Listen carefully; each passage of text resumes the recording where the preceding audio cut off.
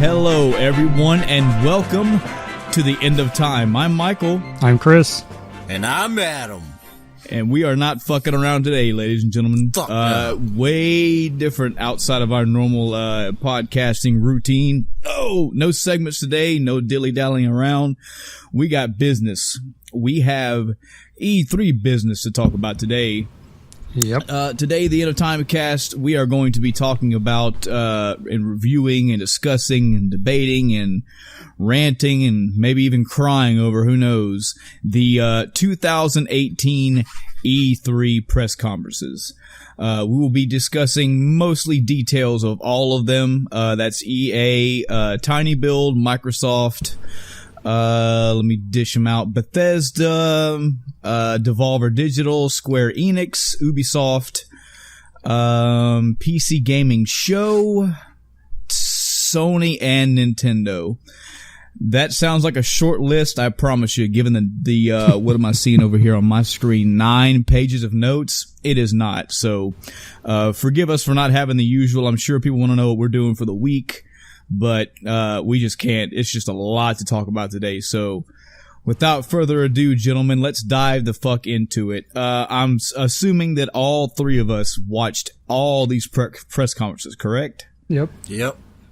Perfect. So none of us are left out. There's going to be no spoilers for us.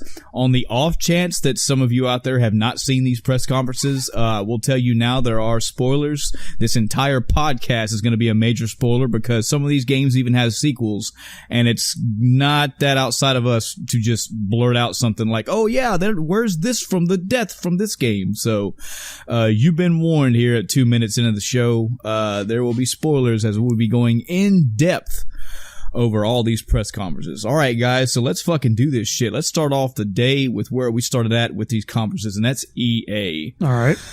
Holy shit.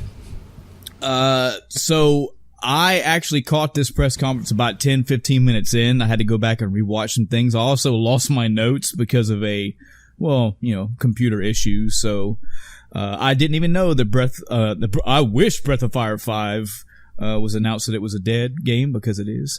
Battlefield 5 was announced, had a showing, and some FIFA stuff happened, and that's where I picked up. But yeah, EA started the whole show off with a little teaser trailer for Battlefield 5.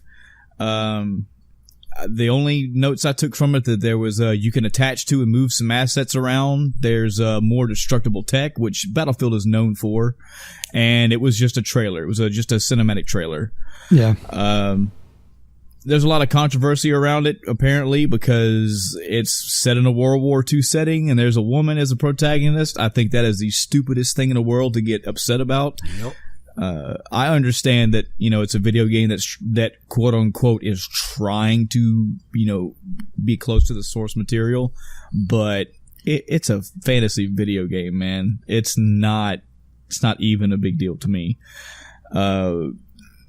I never played the older Battlefields, guys. I don't know about you guys, the ones that were like set in World War I and World War II eras. So maybe if those were realistic, like depicting realism, and then they screwed it up, maybe, but I don't know. I just don't get that feeling. Battlefield has always been more of on it's a little bit closer to simulation than Call of Duty, but it's still well on the arcade side. I think kind of the issue people are having is like, she's not just a woman on the front line. She's a woman with a robotic arm who's a sniper with a katana. Well, okay, now you see them. You start packing all these extra stuff onto it. It starts to go, okay, yeah, you didn't jump the shark, buddy. Well, just a little bit. The more fantasy shit that adds to it, the more I'm like, yeah, it's a video game, just out there being a video game. It's obviously not trying to portray actual, fucking trumpets and drums and black and white footage from it. There was a difference between like this kind of stuff and like, say a more of a ham-fisted kind of take, like a Wolfenstein kind of deal, where it was kind of like over the top. They had tried to do more of a gritty realism kind of thing up until this point. And this is where I think they just said, okay, fuck it, we'll just do what we do. And I think that's why you're kind of seeing some of the negative reaction. Not all of it is justified, but some of it I could kind of see where they're coming from. Mm-hmm. Yeah, for the conference itself, a lot of the negativity there is that they didn't show any gameplay. Yeah, that too. And that's actually going to be a trend in a lot of the notes I took here. I made sure to try my best to add little snippets that this was either a cinematic trailer or this was a gameplay trailer or a hybrid. And yeah, Battlefield 5 is not alone. There were many games at this conference that, they just showed cinematics. And I mean, hey, that's good for a teaser / trailer, but some games have no excuse. We kind of need something, but we'll get to that. We'll get to those as the coverage goes along. You were saying, Adam? I'm sorry. Oh no, just what you were going off of earlier. I did think it was there's a little bit of a hybrid to it. Mm-hmm. Like there is a section where he's running around trying to just randomly fire his pistol off at different directions. Yeah, before it goes back to cinematics with the guy. Like I think it had a few little snippets of, hey, here's some things, but I don't know. It's up to us and every individual and to yourself whether you think what they gave you was enough. For a fucking flashy, hey, well, it's the EA conference, Battlefield 5, go! Flashy cinematic trailer. It didn't give me enough of what I would want. I'll tell you now, I'm not too big on Battlefield 5 anyway, not because at all, not anything against Battlefield. I pick Battlefield over Call of Duty any day of the week, but I have never been the World War type guy. I've never been the Civil War, World War I, World War II setting type guy. I'm sure they're fun, and I know there's audiences for this, and I'm sure it's going to be great because it's Battlefield 5, but this isn't, I wasn't like hurt by this trailer. I was like, there's a new Battlefield, cool. So then they moved into some FIFA stuff. Moving on, they moved into some new Origin announcement bullshit. Moving on. There was an audience interview with Vince Zampella of Respawn. This guy was kind of kooky. He was definitely like, it's gonna be great. Yeah. Well, can you answer this question? It's gonna be awesome. Like he wasn't exactly the most. Yeah, dark times. But he was talking about. There was a new Star Wars game called Jedi: The Fallen Order. It takes place during the dark times. It's supposed to be taking place between episode 3 and 4. Look forward to holiday of 2019. Adam, yes. What do you think about this Jedi Fallen Order? Is this interesting to you at all? I need more information than what they gave. Right. That's the long and the short of it. There's a lot of good Star Wars games out there, but there are equally as many shitty ones. Oh, yeah. Right. And again, this is holiday 2019, so we have a year and a half to go. It would have been nice to have something, but just having a somewhat not that great interviewable guy in the audience, I was like, I have nothing to go on. Sure. Hope it's dark times. It's going to be a dark game. Cool. Battlefront 2 DLC got out there. The interview I didn't write every name down, by the way, so sorry about that. But definitely let people know that Battlefront 2 came out.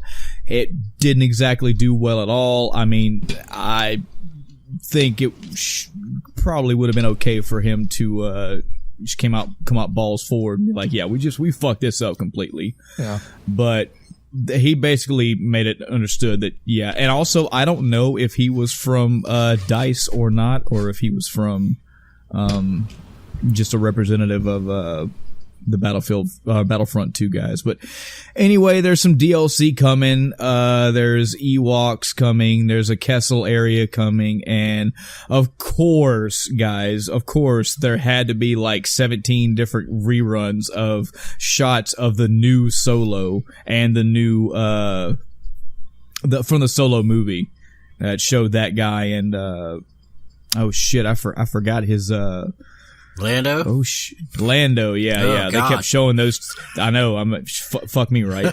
They kept showing shots of them two, like almost back to back, whipping their guns out. And I'm like, yeah, of course you guys got to show that repeatedly since the new movie. They slowly turn around, face each other. Yeah. They did say there was some Clone Wars stuff coming out as well. New characters are Grievous, Kenobi, Dooku, and Anakin.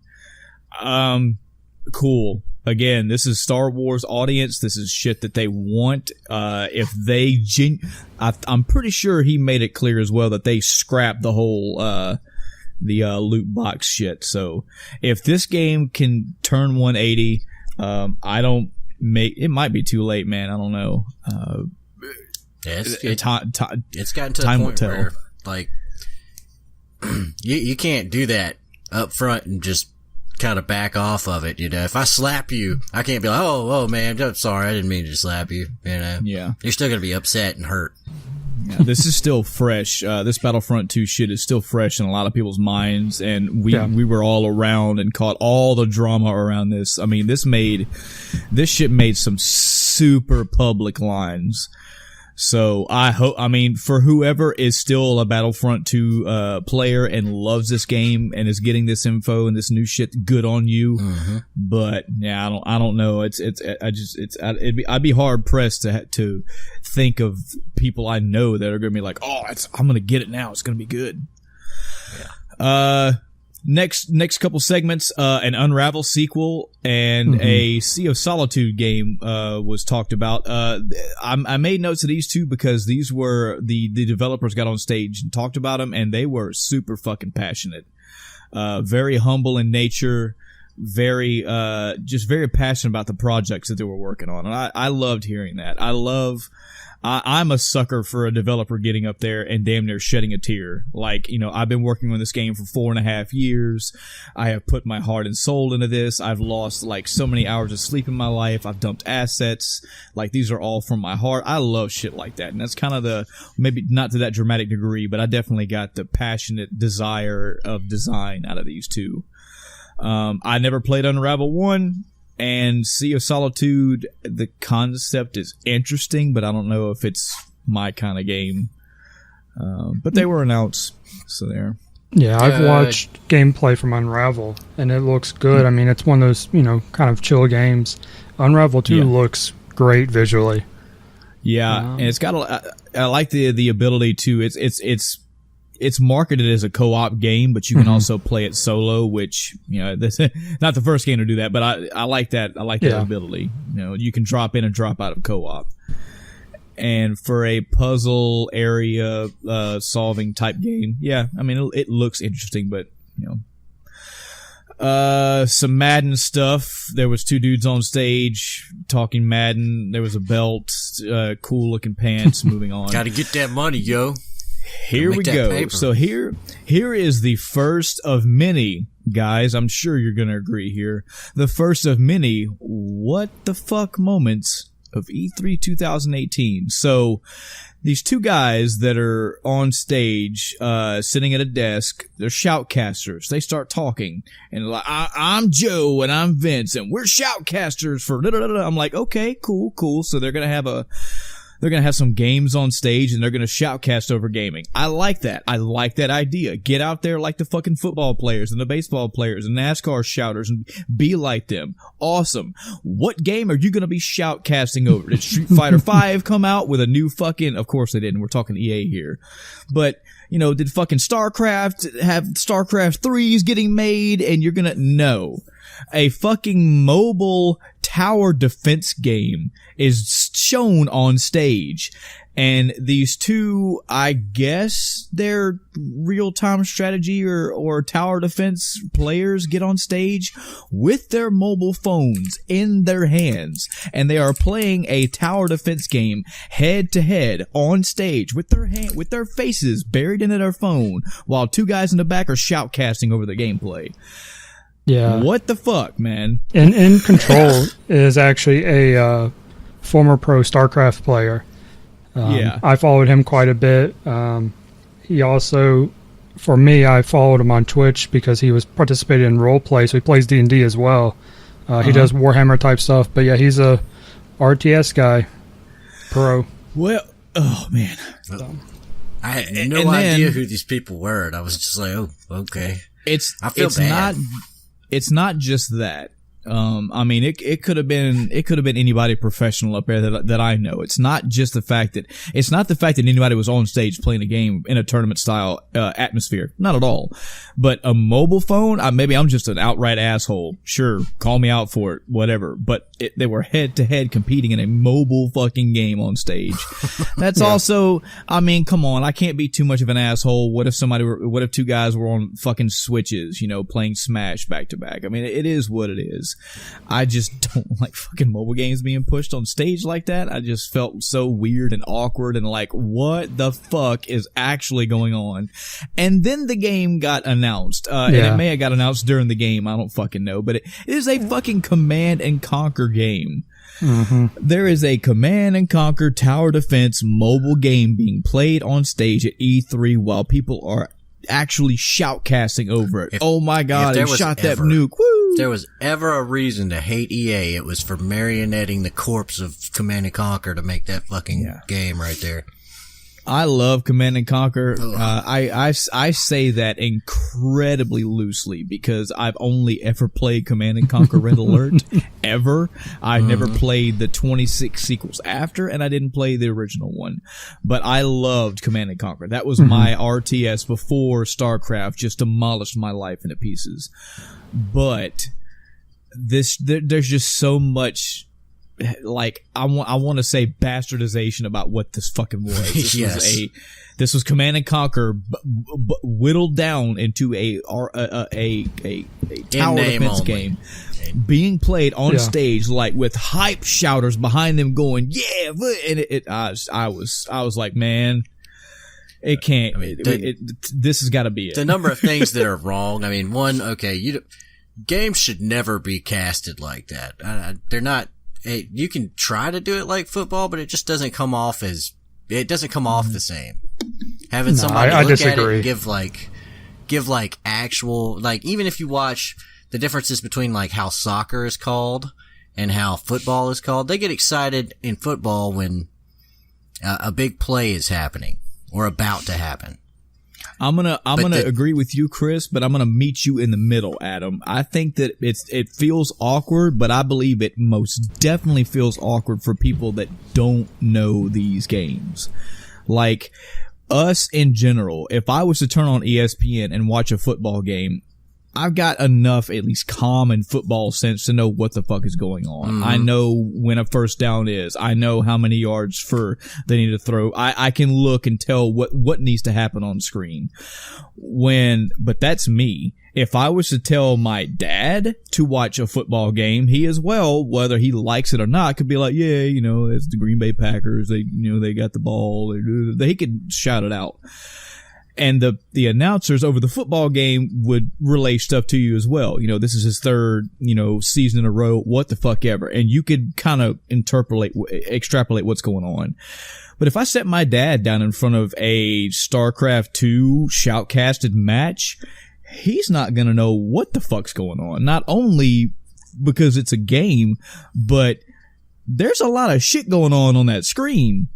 There is a lot going on a real-time strategy, from the HUD to what's actually the units on screen to movement to, oh man. Yeah, there's also a demeanor that goes along with certain things. Like if you look at the way like a golf game is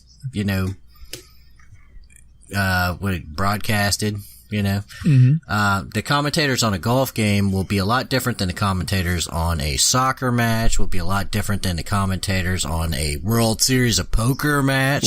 Right. Okay. So it's not one of those things where you have like a one size fits all kind of thing for this area. And when you're looking at like a strategy game, the people are got to look at the screen and analyze all this shit. They don't need you yelling in their ear. Yeah. If they're actually interested in what's happening and can tell what's happening. What do you say, Chris? I've spent years watching esports, particular StarCraft 2. I completely disagree. You get some good casters out there, it's so much better than just watching a silent game. You're not analyzing what's going on the screen. The casters, if you're watching anything with any kind of quality, they're telling you what's happening. They're doing the analysis for you. And you're watching at like you would a football game. You're not meant I mean, some people will do this, of course, but you're not necessarily analyzing plays, going, "Oh, they're doing this play" or whatever. You're like, "All right, this is the moment," blah blah blah, and it's got a lot of similarities to it. Mm-hmm. Adam's not an esports fan, obviously. That's cool, but it totally fits. And not a big thing on watching someone else explain how a game is played. I guess that's just my thing. Whenever I watch a game, I like to kind of pick apart what's happening and kind of decipher how things are going. I'm not saying watch the game in like complete absolute silence, but definitely not with, somebody going, "Oh man, he just did this." Okay, he clicked a spot on the screen. It's not that big of a deal. Calm down. Yeah, and that's not really how it happens either. Another good prime example of this is when you look at when you watch things like what am I thinking? Oh, man, I'm sorry, I have a bad headache today and I can't fucking think straight. The Games Done Quick. Perfect example. You'll watch Games Done Quick, and again, I think for anybody that doesn't even know games, they do the couch does a damn good job of telling you what's going on. You'll be watching Super Metroid and somebody will go, and I'm just making this shit up, but they'll be like, "Oh man, he just did a shift kick off that wall. Oh, and that is a 1 pixel jump that has to be done." A shift kick, for the audience that doesn't know, is yada yada yada yada yada. They love doing that, and I kind of have it in my head that's how shoutcasters of games do it. I also think using real-time strategy as the EA Sports thing, it might be like a bit of a step up. I think a little easier step to watch that is something like the fighting game term, like Evo. Evo's great because it's not that hard to grasp. There are 2 characters on that screen, and they will tell you the player who's playing this and the player who's playing that. And you watch them fight, and you watch the fucking meters, and there you go. That I can get hyped in. I can get real hyped watching Evo because I can see what's going on. I can watch these 2 health meters going down somewhat equally, and they're telling me, they're doing these frame perfect blocks and these frame perfect counters and blah blah blah blah blah blah. I've never watched a real time strategy one, so I really shouldn't comment on it. But I feel like for maybe a beginner audience, maybe hey world, this is what like shoutcasting for games like. I think Evo is a good place to start. CS:GO is another good one. Yeah, bingo. First person. I love watching CS:GO because typically it's your view. They'll swap from screen to screen, and you get to see what they're doing. There's ups and downs for it. Yeah, sorry, we all went on a tangent, but that's okay. That's what the fuck this podcast is about. That's why I love it.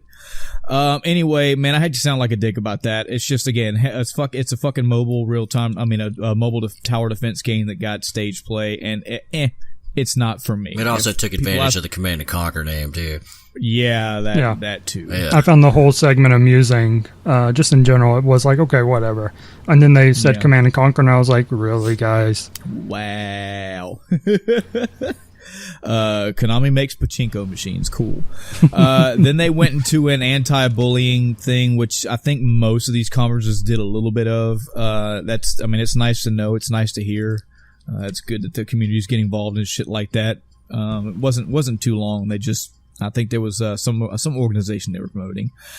And then we got Adam's favorite part of the E3 2018. Oh no. We had the Anthem trailer. Oh god. Now this was my second what in the fuck is going on with these people and the planning of these conferences. They started this off with straight started off with a trailer, a little cinematic teaser trailer type deal. Okay, cool. And then they brought these 3 developers on stage in fucking movie director's chairs for a Q&A. Hey guys, how's the game development going? It's going good. Hey, what did you do with this? We did this. What? This format was very off to me. It really toned down what I was expecting to get into with a game such as Anthem, such as what it was trying to do. They revealed some class names. They stressed no loot boxes, only cosmetics, no pay for power. I remember that quote exactly. No pay for power. I still love, I love this story. Final Fantasy 14, a long time ago. I think the third expansion or some shit. Yoshi P got on stage and they were asking him questions and they go, what about, loot boxes or, paid services, any of that? And Yoshi P, who doesn't speak English, said, no pay to win. And his translator said, well, I guess you guys don't need me to translate that one for you. That's kind of the mentality I got with this guy. He was like, yeah, there's no pay for power here. We're not, all that shit's out of the way. It's only cosmetics, and you will know ahead of time what things you're buying. Yeah, no random to it. Right. They showed a little bit of gameplay, which, there was a giant monster with a beam coming out of his stomach. I thought that was pretty cool. It went straight to an underwater segment. They talked about, the kind of went over just a little bit over what the classes did. And then boom. EA conference was over. Now let's get the Anthem talk out of the way and then we'll move on. All right. What do y'all think of this Anthem now that you've seen another trailer and a little bit of details with it? So, not only during the conference, but I also watched a couple follow-ups. I read it wasn't even on Reddit; it was on Twitter. One of the devs did a via Twitter AMA purely about Anthem. So there's a lot of very interesting things that came out of that that weren't in the conference. Like there's not going to be any PvP in the game when it launches. Yeah. So that's something random. Yeah. I'm still not sure how I feel about the game overall, but I do like how they essentially don't have classes. You have different armors you wear, and that armor has a subset of capabilities. So you're able to swap. Sounds like pretty much on the fly, or at least before a mission or something. Maybe in the middle. I don't know. I don't know if they ever clarified that. So you can fit whatever role. That was a little detail that I did like to see. Now that you mention it, that it's not actual classes, it's armors that you get into. I love that view of the guy getting into that armor. It looked like really padded on the inside. You could see like real intricate detail work of inside the armor you get into. I thought that was a little cool. A cool little, brought me back to Titanfall for just a little bit. I mean, I'm still curious about the game. I have no hype for the game. I'm not, excited for anything like that. I'm just kind of curious, waiting to see what happens with it. Yeah. Definitely boasted a lot of good visuals, which, man, that should be the fucking... I think Huber from Easy Ally said it best. Have we just... Is everything just photorealism now? Because, oh my god, there were so many games at this conference that were like, wow, these graphics though, right? Oh, yeah. And this was one of them. I mean, the detail work with the actual armors, all the environments around that we got to see. It's a game. I'll give you that. But I'm the same way. I'm kind of in the middle. I'm not hype about it. I didn't see anything that made me go, oh shit, yeah. I saw some cool things and I saw some, the pseudo mech appeal to it, was pretty cool, but I'll wait to see more before I ever make any kind of judgment. Right now, it's very middle ground. Yeah, it kind of looks like a generic third-person action game. Yeah, that's what I took from it too. And if when I see that, I'm thinking, well, is Platinum involved? No. Well, I'm sorry, I'm not. Sorry. That's just me being a dick. So the next very tiny conference was Tiny Build. Tiny Build Games, for those that don't know, there is the first time I ever heard of Tiny Build Games was also the first time that I ever heard of Total Biscuit, who passed away this year, unfortunately. Very big figure in the gaming world. Yeah. Especially in the YouTube gaming world.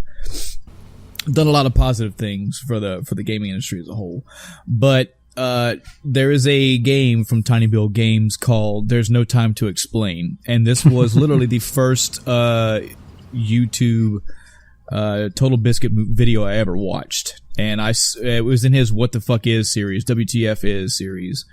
I've watched several, like almost every one of those videos. And I don't really know much else about Tiny Build. I haven't really played any other games from Tiny Build. I never even actually played that one. I really just watched that one video several times, and that was it for me. But a couple games were announced. There was it was more of a skit conference, kind of like Devolver Digital was, which this one they were mocking the video game industry, which is okay and funny, but that was also done by Devolver Digital last year, so I didn't really get any new, like, you guys are poking fun at the industry. Yeah, we know the industry's fucked, and everybody likes to poke fun at it. They did show a teaser trailer for a game coming out called Secret Neighbor. I know jack about that game. I've seen a few pictures of that character they show in the trailer here and there, but that's it. I didn't really have anything else on that game. I know nothing about it. Yep, that's it for that game. Very, very, very short conference, like a 5-7 minute conference. It's just a big skit is all it was. So then we roll into Microsoft. I'm gonna say this right now. Okay. Surprised me that what Microsoft did. I will deliberate this more as we go throughout this conference, but I'm going to say this is probably one of the better, if not the best conference, this E3. Mm-hmm. And that says a lot, because as we mentioned last episode, Microsoft has a lot going against it. I haven't really had too many great Microsoft E3 press conferences off the top of my head by memory. Most of my must-play library games of the past couple years have been on the PlayStation 4, so I was like, I don't know what the fuck Microsoft is going to announce for me. Not to spoil my own review-ish, but I mean, if it's not just the content and the amount of games that they announce, because they announce a shit ton of games. Did you write down their slide? Pretty much, yeah. Okay. But their presentation for this E3 was phenomenal. Like, the fact that they went from game to game to game to game to game. They had some interviews in there. Yes, they had some questions on stage and blah, blah, blah, blah. Yes, but it was like world exclusive, show trailer, move on. World exclusive, move on. And it was fast. I like it. They opened the Microsoft press conference with a teaser, real life, like the not open world, but just real world graphics. I forget what it actually looked like, but of course the Master Chief Halo dropped. You got to see the helmet drop, and then the music started to play, and it's like, yep, the new Halo's coming out called Halo Infinite, using the new Slipspace engine. But unfortunately, that's really all we got. I mean, I'm gonna assume that the Warthog driving across the field was in game, but who knows? Yeah, but this left me with a bunch of questions, because they're calling it Halo Infinite. So is this not Halo 6? Yeah. It's like the real-time strategy one. What was it called? Halo Reach? Halo Wars? That was Halo Wars. Halo Wars, there you go. Yeah. So it's like that.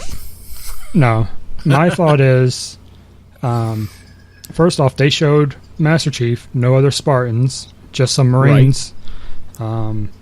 Which, if I remember you telling us right, that 4 and 5 featured other Spartans too, correct? Okay. Yeah, and they had the Agent Locke, I believe his name was, who was actually chasing Master Chief. Okay. So where is he gone now? Is that not part of it, or is this a different game? At the end of the trailer, they showed him slotting an AI into his helmet. Is that Cortana? Is that Cortana? What's going on here? Yeah. So is this, either takes place some other place in the story? It's not even between 5 and 6, but maybe, between, or where would it have to go? I don't even know at this point. But somewhere else in the timeline. what's going on here? So many questions, and they gave, pretty much no information about it. Yeah, but it did exactly what a Halo teaser trailer would do, and that's make the audience get up and go, fuck yeah, as soon as that fucking helmet drops. And opening with it. Right. Another cool thing about this trailer is as soon as the trailer was out, as soon as the trailer was over, Phil Spencer walks out, immediately starts talking about Halo 5. Just immediately. Not, all right, guys, so we put 70,000 consoles, and this is no numbers talk. No, I don't remember many numbers talk, except for the 2 notes that I took. And Phil Spencer let us know off the bat, we have 50 games to talk about in this conference, and 18 of those are exclusives. I wasn't going to write any of that down until I heard exclusives. And I said, okay, 50 games, 18 are exclusives. Okay, Phil Spencer, you better fucking... Right then, I was like, all right, here we go. So this is going to be... This right here is going to tell whether or not we're going to give a shit about this conference. And they actually showed 50 games. If not, I think it was actually more than 50, technically. I think it was, But this is actually more than even the PC gaming show. Right, showed. Which, oh my god, we'll get to that one. Yeah. So they showed an Ori and the Blind Forest sequel. I still have yet to play the first. I know that is a Greek tragedy, given that it is a Metroidvania platformer style game. I will get to it, audience, don't worry. And then they showed a Sekiro, Shadows Die Twice. This, oh yes, this nice. is the From Software game coming out. It's, oh man, they showed a pseudo cinematic trailer with gameplay in it. There's a fucking, so the ARM teaser shit that we saw for like 7 seconds last year is actually that the guy, the character's arm. He uses it as, he has a grapple hook, which he uses in combat. I saw a fucking monster power bomb a guy and then hip toss him across the stage. Oh man. I mean, look, it's a done fucking deal. It's a From Software game. There's combat in it, and there's a hook shot grapple mechanic. I'd have to go back and rewatch the trailer again to see stuff like stance switching and all that. But yeah, this looks like it's gonna be right up my alley. From Software has a lot of positive credit. It's going to be really hard to fuck that up for me. Yeah, I saw something interesting about this on another discussion about it, where they had talked and done an interview or something or whatever. Apparently the game doesn't focus as much on, like, health, so to speak, a traditional health bar. It's more based on the... combat itself, what stance you're in, what you attack with, what your timing is on your blocks or parries or whatever, so it's a lot different when it comes to that kind of combat style. And from what I'm seeing again from this conference this year, there's a lot of games like this. Like you're going to have a healthy dose once all these games are released of action sword combat style gameplay, and I'm all for that.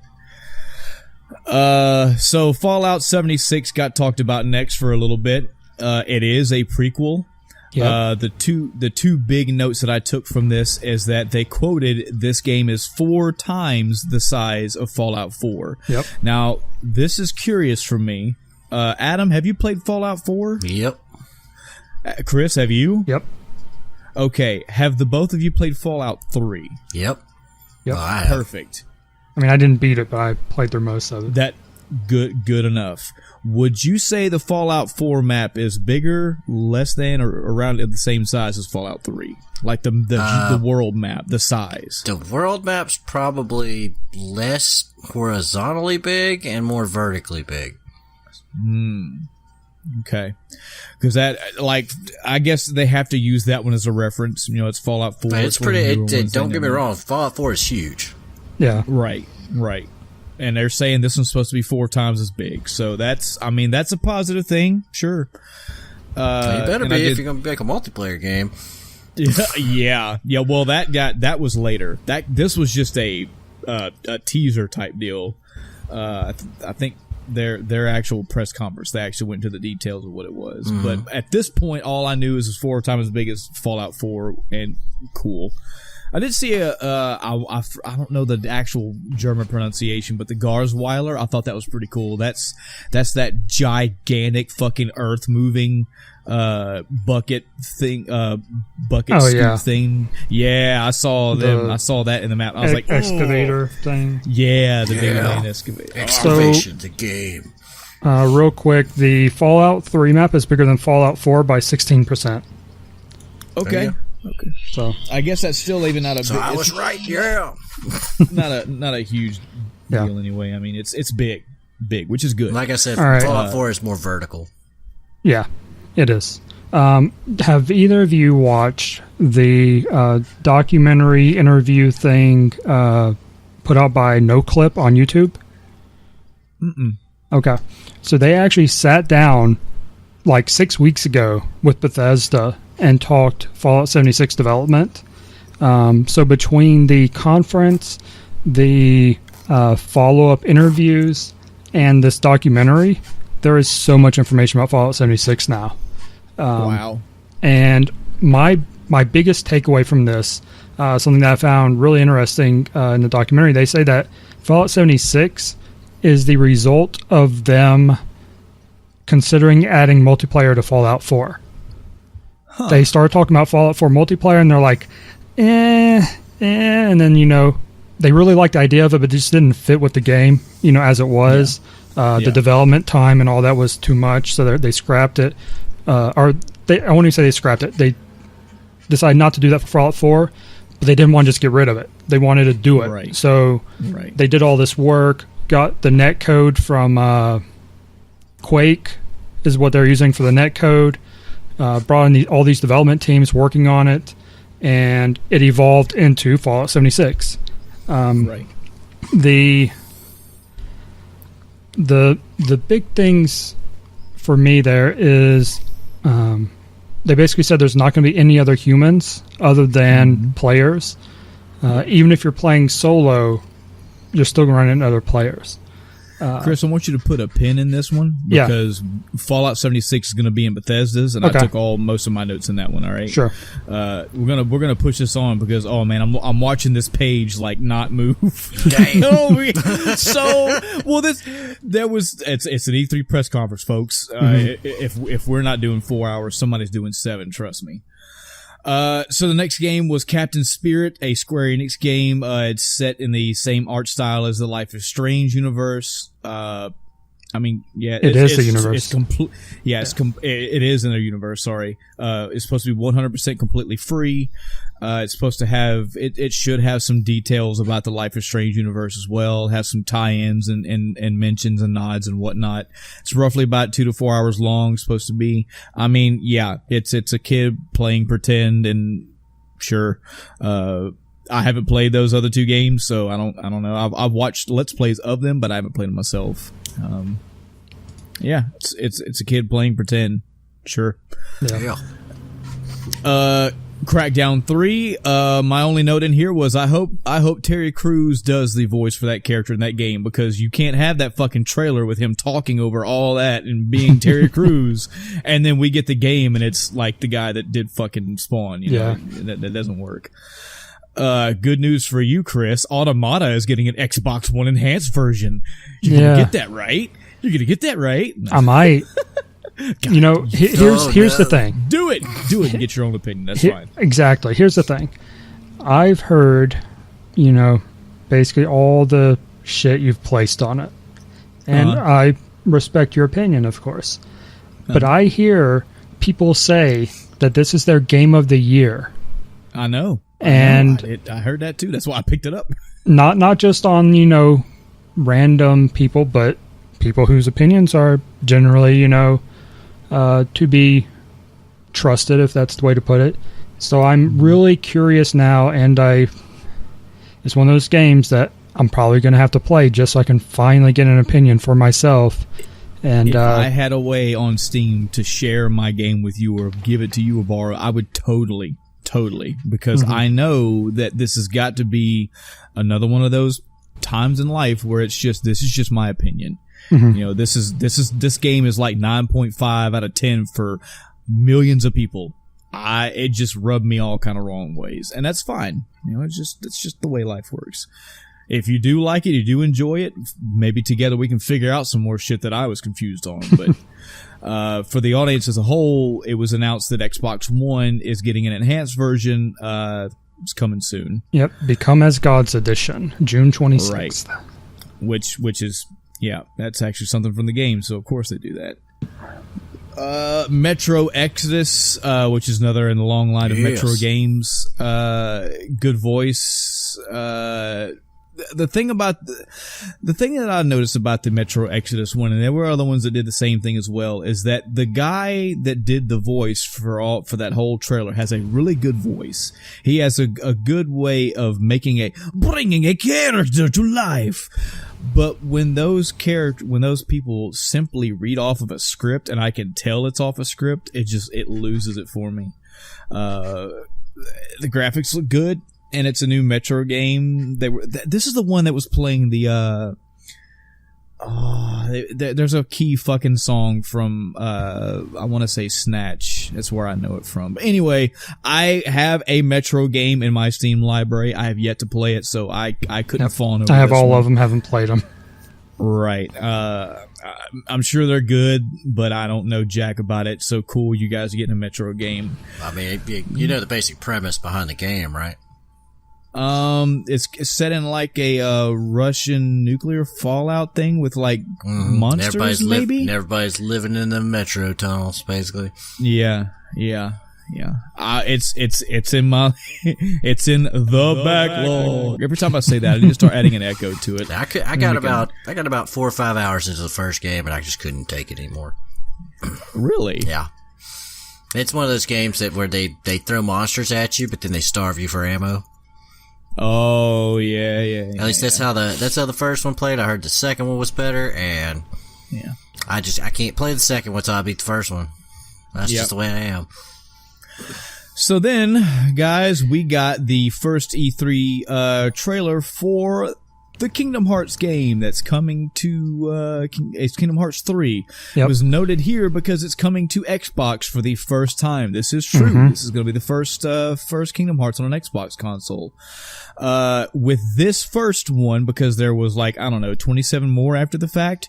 With this first trailer, we saw some new areas. And by the way, for anybody listening to this episode right now, and especially for Adam and Chris, because I know they did a lot of homework of E3 before E3, I'm trying to talk of this as equally to my perspective, where I did no homework. So there may have been 27 Kingdom Hearts 3 trailers out before this conference. I didn't see a single one, and everything in this conference was pretty much new to me. Speaking particularly of this trailer, it showed Tangled. There, you're going to see characters from Tangled and the areas from Tangled, Frozen characters, Frozen areas. I thought I saw a Final Fantasy 15 character. I could be wrong though, but this was just a quick little typical Kingdom Hearts teaser trailer. I mean, it is what it is. The big one for this trailer was just I think this was the premiere of Frozen and Tangled. Right. And then the later ones show other worlds. Yeah, and again, especially the fact that this is now coming to Xbox. So I don't know. You know what? I know that there isn't one on Nintendo. I don't know if the Kingdom Hearts games have ever made it to Steam or PC. I don't think they did. Yeah, but either way, Kingdom 2, I think, wasn't it? PS2 and PS3.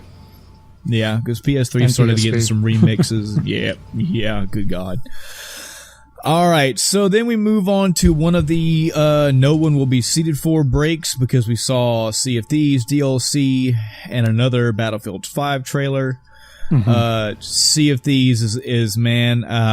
Again, this is I hope people out there are enjoying Sea of Thieves, but even just from the gameplay and trailers, I didn't see anything that really drove me to play it. And you got go ahead. I will give them the trailer was amusing. Yeah, it had some humor to it, which is good. But and then we saw a Battlefield 5 trailer as well. We got some Forza and Horizon Forza. I almost said Forza Horizon Zero Dawn Battle Royale. Guys, I'm telling you, somebody out there is going to make a fucking list of all the video games that I have created on this podcast because, good God, I keep making 2-3 new ones every episode. We got to see Forza Horizon 4. This is for the racing people out there, and I'm telling you, the fucking the vehicles and the terrain still look as beautiful as fucking ever. Yeah. But I'm easy to please, man. I've been pleased since Gran Turismo 3 back on the PlayStation 2, so... I think this might be the Forza game I need to play because I've played the other ones and I don't like just the plain, track racing Forza. Yeah. But I think I'd like this. It's got that same feeling I got from The Crew, and apparently Horizon did it first. So I recommend to everybody out there to go check the Easy Allies. I think their second day of or their first or second day review, and you can hear Daniel Bloodworth talk about Forza because he's a big racing guy, and this game is he was turning some of the other allies over to getting this game that aren't in the racing games.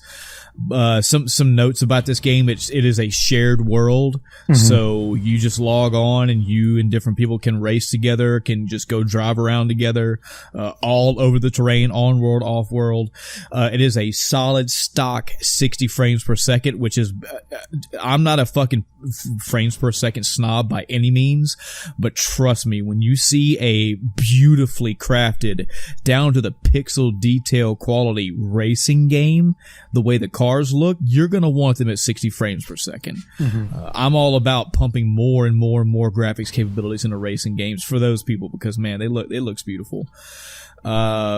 And that's on the Xbox One, of course. And there's seasons. They showed a little bit of demoing of how all 4 seasons can change the terrain. Most notably, when winter rolled around, like there was a giant river or lake they drove around. But when winter rolled around, it had completely frozen the river over, the lake over, and they were driving on top of the ice. And that's cool. That's cool. Yep. And the seasons are it's either week or 2 weeks. Right. They rotate. Right.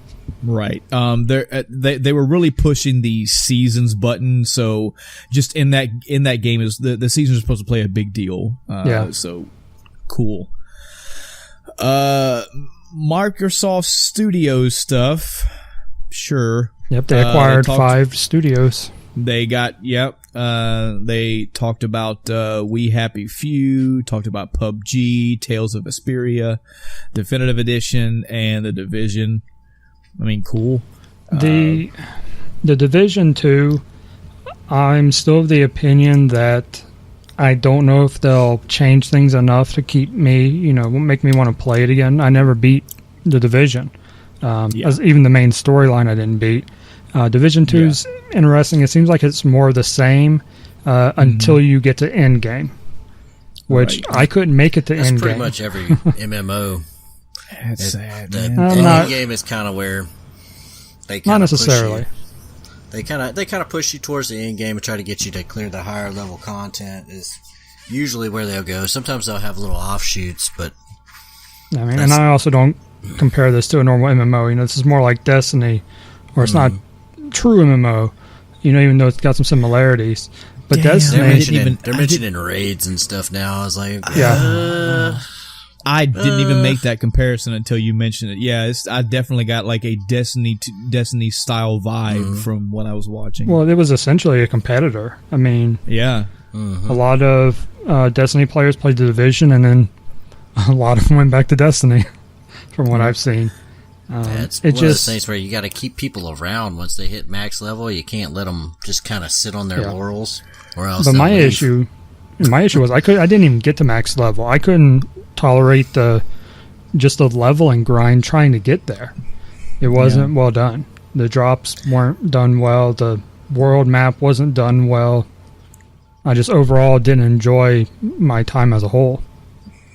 Wait, are you talking about Division or are you talking about Division? Legend of Dragoon? Oh, snap. So the Xbox Games Pass collage montage Omelette du Fromage played next. Cool. Bunch of Xbox Game Passes got announced. Blah blah blah. Yeah. New Tomb Raider trailer, and a Black Desert trailer. Black Desert trailer seemed to tick a lot of people off because people that didn't know that was Black Desert didn't know what awesome game they were looking at, and then they found out it was Black Desert, and they're like, oh wait, that's that MMORPG, and it's like, yeah, man, it's if you like that trailer, you might like the game. Who knows? You skipped over all the indies, didn't you? Hey, if you got to go for it, have at it. I mean, none of them jumped out at me, but there are 20 of them. I know for a lot of people, Super Meat Boy Forever. Super Meat Boy is a hit. And Warhammer Vermintide 2. I hadn't heard of that, but it looked kind of interesting, so I'll probably be checking that one out. I have had Vermintide 1 pushed in my face for a while now, and I keep hearing about it. And the only Warhammer that I've ever played was Warhammer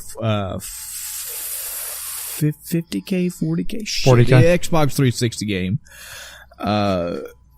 So I don't know. If Vermintide is good, cool. It's getting a sequel. Warhammer kind of pours out their license to anybody that's willing to make a game. So it wouldn't surprise me if it's like a card game, and then the next one's a first-person shooter, and then the next one's a real-time strategy, and then it goes to like some kid's game that teaches you your ABCs. They're willing to give their license to whoever to make a game. So this is all you got to do. You got to give your license to Platinum when you want that action game to come back, and you got to give it to CD Projekt Red when you want a visceral RPG style, and you don't ever give it to EA.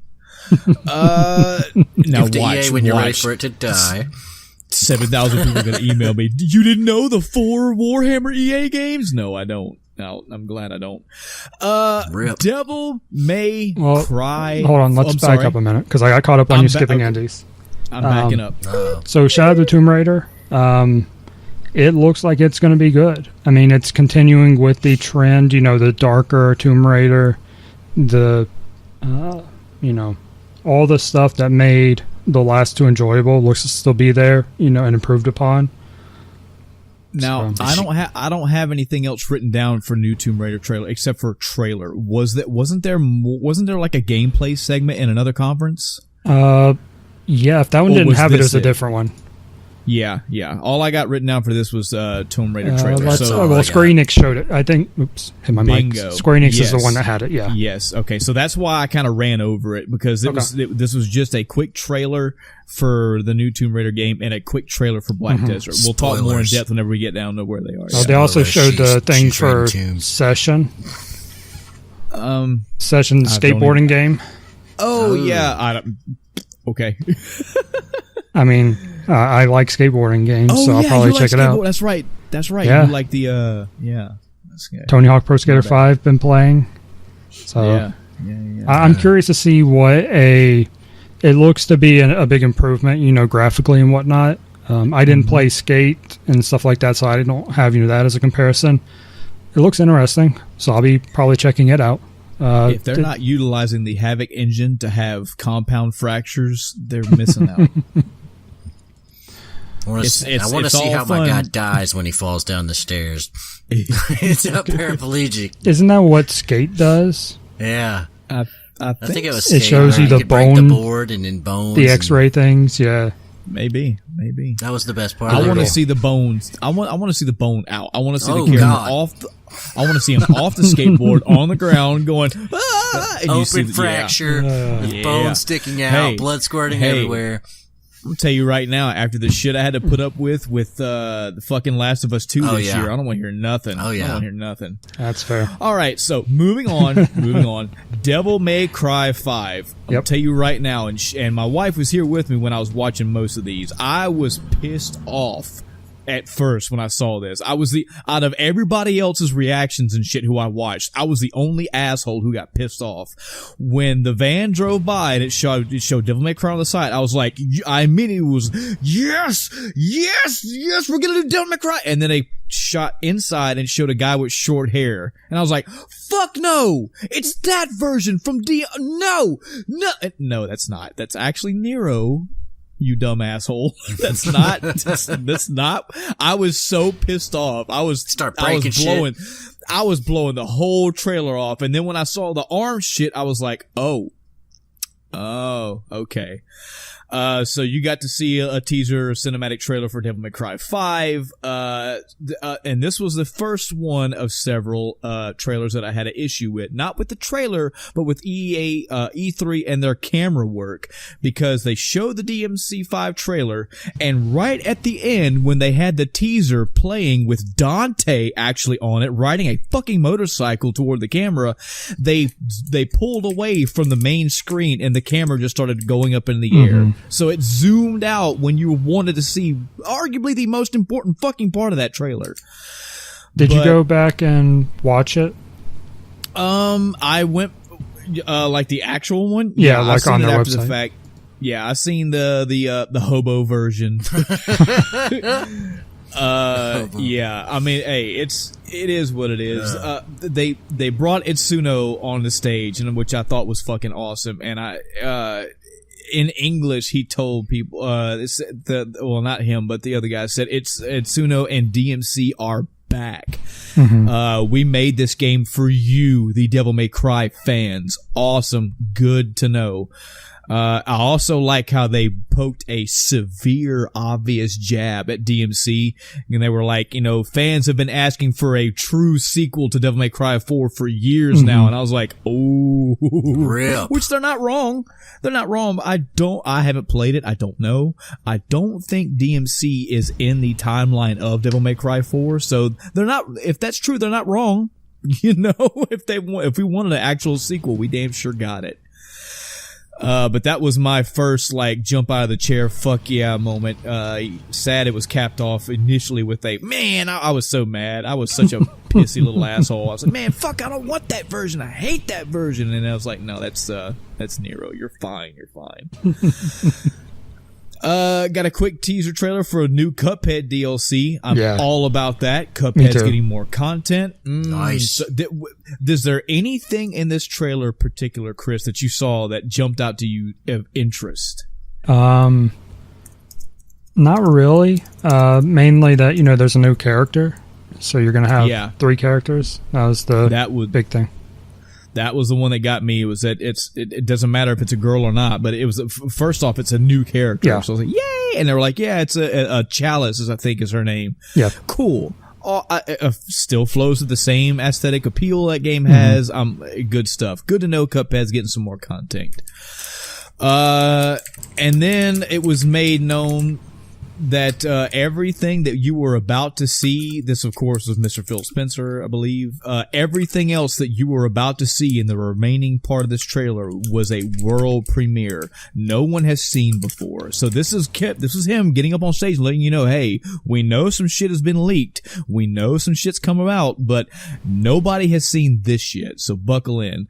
Point of fact though, he did not say Xbox exclusive. Right. I watched that section a couple times to make sure I didn't miss that. All he says is everything else you see is a world premiere no one has seen before. He did not follow it up with these are all Xbox exclusives.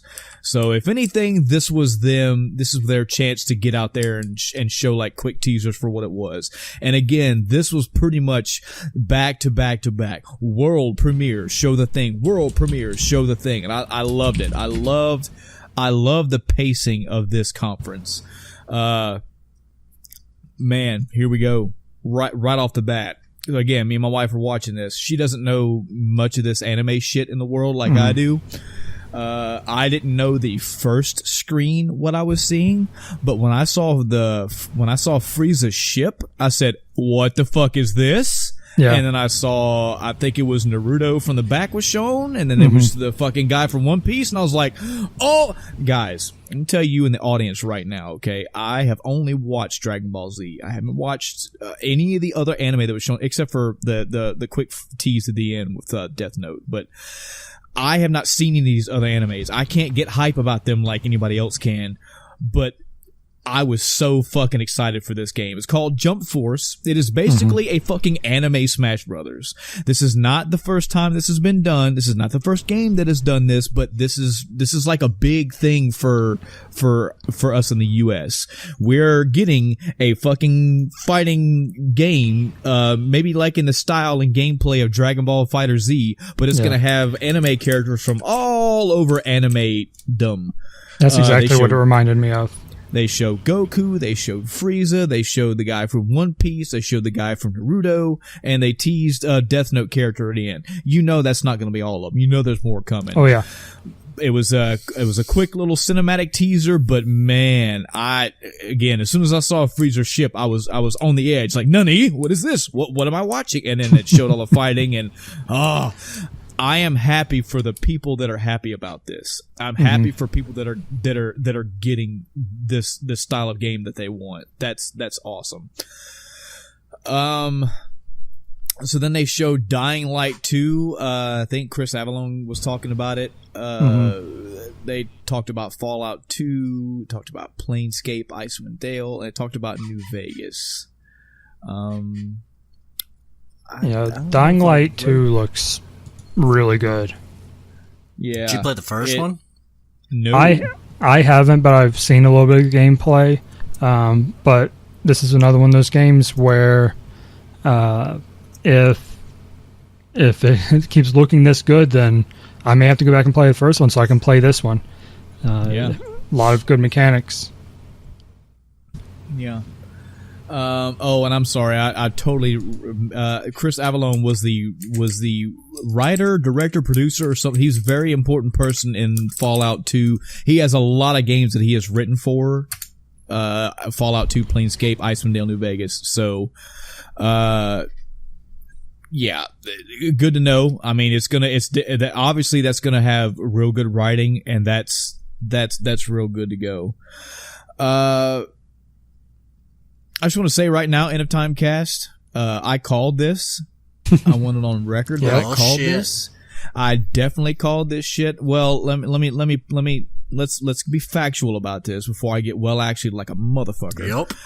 This was something that I said that I wanted. I said that I thought it was time. I don't have the actual quote because I didn't go back to last episode and listen, but so screen pops up black. Some bubbles come across the screen, text here and there, yada yada yada. Boom! Battletoads shit gets announced. I was like, oh fuck yes, I called it. Nice. Don't know anything about this game. We don't know what the gameplay's like. All we know is it's a Battletoads game. It's coming out. Cool. I told you they only have to make the first level and a half. Yeah. Couch co-op for 3 players. Yeah, hey, good. You know what 3 you're gonna be playing.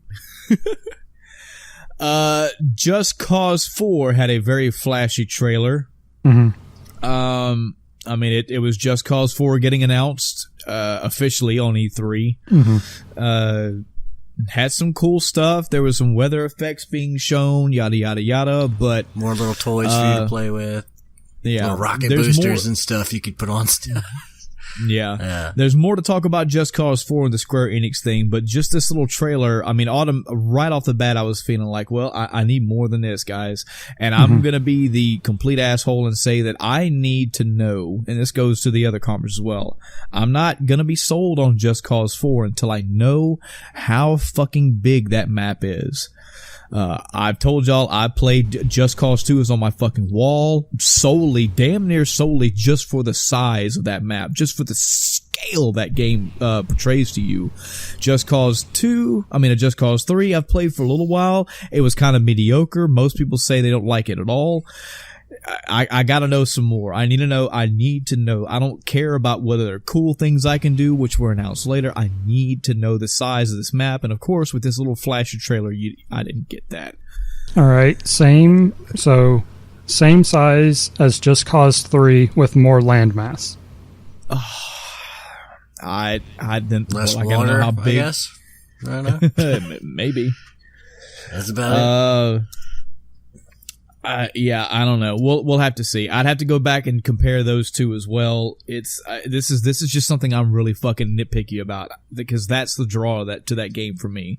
I already know that they have multiple upon multiple mechanics to go fuck around in that world. I want to know that I can do it on something that's physically the size of Texas. Like, that's what I'm looking for. Next teaser, second to last thing from Microsoft. Oh boy. Started to see some Gears shit, and I was like, oh yeah, okay, good, yeah, Gears is coming back, good to know. Wait, whoa, because a fucking Funko Pop Gears of War character busted through the screen, and I was fucking, if I had papers in my hand, I would have threw them in the air. I was tipping over shit, and what took a sip of water and spit it out. I did. What world do we live in where that way to keep in tune with the fucking gaming world, guys? Yeah, Funko Pop. That's what when I was playing Gears of War 3, I was like, man, I sure hope Gears of War 4 has Funko Pop shit. Oh, whatever. Something called Gears Tactics, I think, is what that was about, a mobile game. Well, no, sure. Gears Pop is the mobile game. Oh, God. Gears Tactics is a different game. Yeah. And then there was Gears 5, which they had a cinematic trailer for. I will say that the cinematic trailer to Gears 5 got me a little interested. Some good voice acting in there. A little bit of story, draw, and appeal definitely was present. I was feeling that guilt of not having played Gears of War 4 and 5, so Gears of War 4, so I was like, man, I don't know, I feel like this is like a direct continuation, but I don't know what happened. But man, whatever's going on the screen it's intriguing, it's interesting. Same here. I haven't played any of them. This is another one I'm like, I need to know what's going on. Should I be invested in this? Yeah. And then this was the trailer part. Again, we'll talk about more when it gets to the later section. A Cyberpunk 2077 trailer was shown. Yes. I mean, it was another trailer. It had some cool shit in it, and it got me interested, but I wanted more. And it's like they heard me, because they said, we're going to give you more. I should have known they were going to give me more, but I really wasn't expecting what I got later down the way. And apparently, in between the Gears 5 and Cyberpunk thing, there was a comment made that they're working on the next console. Wow. I completely missed that when I was watching it. I think Jeff Gerstmann mentioned that that they're like, oh yeah, we're gonna make another Xbox console, but whatever, like that. Yeah. It's so loosely, just casually, that I missed it completely. Yep. But again, I don't care. I'm not looking for a new console from any generation right now. You're gonna get 2 new consoles here soon. I guess so. And I'm getting this'll go play more out into the Bethesda section. Yeah, but I'll explain. Yeah. All right, that leads us into Bethesda. Oh yeah. Woo. All right, which started out with Fallout. Of course, it starts out with Fallout. This is their conference. I was kind of getting the same vibes, like same trailer vibes, but no, it's the same song, just different trailer, cut differently. They gave a Twitch link for some free stuff. It was a quick teaser trailer. That's all it was. They did the new Bethesda thing they like to do, which is showing, developers as real people. People get so anal about that. And I'm like, whatever, man. They're just showing you that they have lives too. And when you hear the horror stories of, I'm a video game developer, and of the 365 days of the year, I have worked 360, and all of them have been 13 hours a day. It's nice to know that, they're getting to have some kind of life. Just create some realism with them. I've got no problem with it. Second thing I want to say that I kind of called, but I really didn't. I just wish I did. I wish I directly called it. In this little opening trailer that they gave, I saw Doom and Wolfenstein in the same fucking trailer. I was like, oh yeah. Yes, Doom and Wolfenstein in the same E3. Good. And then Andrew WK got up on stage and started playing. Oh, shit. Okay, so this is something else that people are so fucking antsy about. And number one, off the bat, I like Andrew WK. I like his music's pretty cool. It's the whole fucking party mentality. It's whatever. I like it. But the fact that he was on stage was because up to this point, I believe the Rage 2 trailers that we saw, he played that song live. That's all it was. But it was so fucking crazy seeing people in the audience like dumbfounded. Yes, like Andrew WK, who is the party hard guy, is up on stage banging and slashing around and singing his song and performing for people, and it cuts to the audience and they're just standing there. They're just standing there. Some are on their phone. Some, I'm like, I would so be in that audience, fucking thrashing around. Come on, man, have some fun, nerds. Just punch an old lady and sling her to the ground and mosh pit. Yeah, Todd Howard. The only thing that I really took away from the Rage 2 trailer, from what they were talking about, was that if you can see it, you can drive it. Apparently every single vehicle in that game is drivable. I guess they have a large variety of drivable vehicles. There was some talking head commercial thing, and that was whatever. And I guess they have a force push type ability in it. I don't know. Again, I never played the first Rage. Nothing about this really appealed to me. I'm sure that this is out there for some people. For you, you know, tongue out, punk rock, throw the horns up. We're so rad, crazy. I don't know. I'm still having a hard time really getting into this game, you know, as far as, you know, any hype. It looks like an okay game. It hasn't shown me anything that has hooked me in, you know. Same here. I didn't get hyped for the first game. This game is no different. Yeah. Sorry, Andrew WK. Your performance was great, though. Good job, brother. Your performance was in vain. Yeah, that's the way to say it too. As the lotus falls from the cherry tree. Elder Scrolls Legends, a card game re-release, and the trailer was about 75% of just showing people holding their phones. That's what I took away from that. So I moved right along. Elder Scrolls Online content was coming. Somerset, I believe it's called. It actually looks really fucking cool. Again, for those that are in the Elder Scrolls environment that are all about that, it was the updated visuals and all that. And I keep hearing there is a shit ton of really good story in the Elder Scrolls Online. Yeah, there's a guy I work with that plays this. He says it's probably one of the greatest games of all time. Wow. Gotta take his word with a grain of salt, but get to hear about it a lot. And, Jesus. yeah, so it's apparently it's a pretty awesome game. I can't tell if you're being real right now. I know it's lore heavy. My tongue is slightly into my cheek a little bit. Just a little bit. It might be sorry, like Chris. Popped out. Mm-hmm.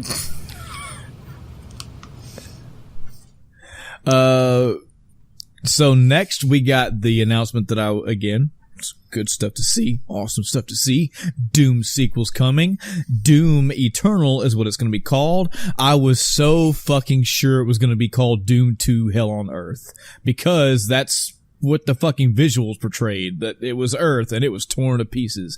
And that's what I want. I love the idea of Doom Guy being on Mars or moons of Mars or anywhere else in space fighting demons. Bravo. Awesome. 2016 Doom. Fucking awesome. You want to appeal to me? You do the same thing that Jurassic Park should have done. You bring that shit to the city.